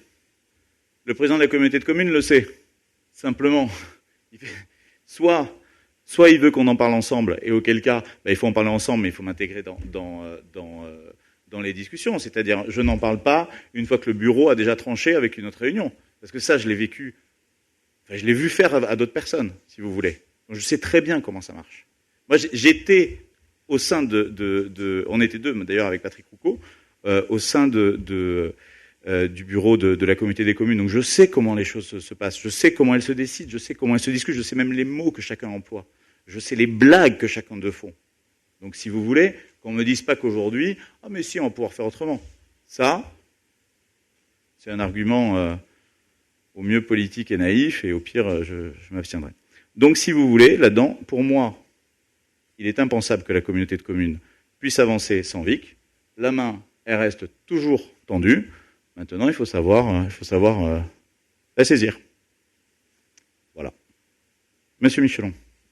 Ce qui est très ennuyeux, c'est que du côté de l'Intercom, c'est exactement le même discours. Vous voyez ?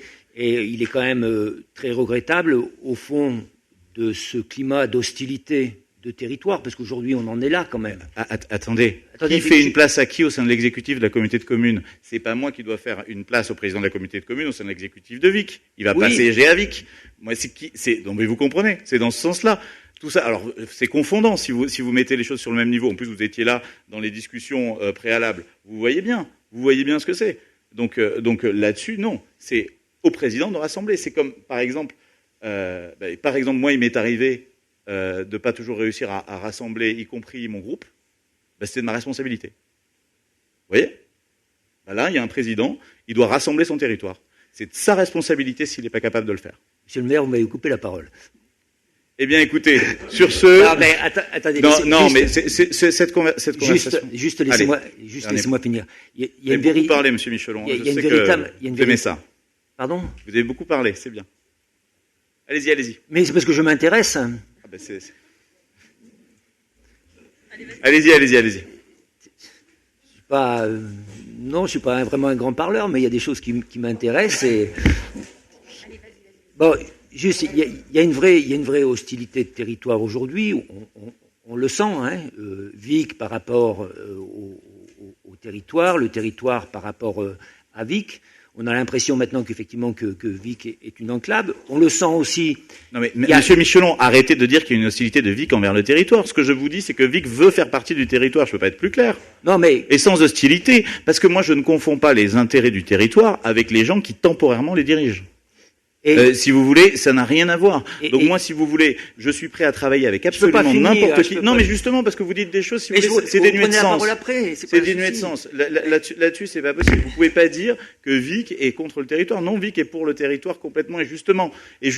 Moi, j'en ai la preuve, parce que quand je décide de proposer à mon groupe qu'on va transférer la compétence scolaire, chose que je regrette aujourd'hui, parce que je me dis, tout le monde va toujours réfléchir en termes d'intérêt territorial. Et quand je vois qu'aujourd'hui, des gens se disent « Ah chouette, maintenant on a le pouvoir, on peut faire sans lui, etc. » Eh bien là-dessus, je me dis « Je n'aurais pas dû transférer cette compétence scolaire parce que des gens, justement, n'ont pas en tête l'intérêt général. » Mais sur l'intérêt général du territoire, moi, c'est tout ce que je souhaite. Oui, et c'est pour ça que je suis même capable de me rendre, ou qu'on décide collectivement qu'une autre personne de l'exécutif majoritaire se rende au bureau communautaire comme membre à part entière, parce que si c'est les invités en bureau élargi, on sait très bien comment ça se passe. Ils font la première réunion 1 heure avant, ils disent voilà, on décide ça, et puis vous arrivez, et puis bon, on a décidé ça, vous discutez, puis... Non, mais si vous voulez, c'est ça, en fait. Donc on sait très bien comment ça se passe, et donc moi, je suis prêt à y aller, même si je sais que tous les gens, je dirais... non, mais je trouve certains sont un peu hostiles, mais moi, je suis pas hostile envers eux. C'est regrettable quand on voit quand même que des grands conflits internationaux, on arrive à trouver des solutions, et que là, sur un état oui, mais c'est pour ça. Mais je crois qu'à un certain moment, faut quand même faire. C'est pas la main tendue, c'est un pas en avant.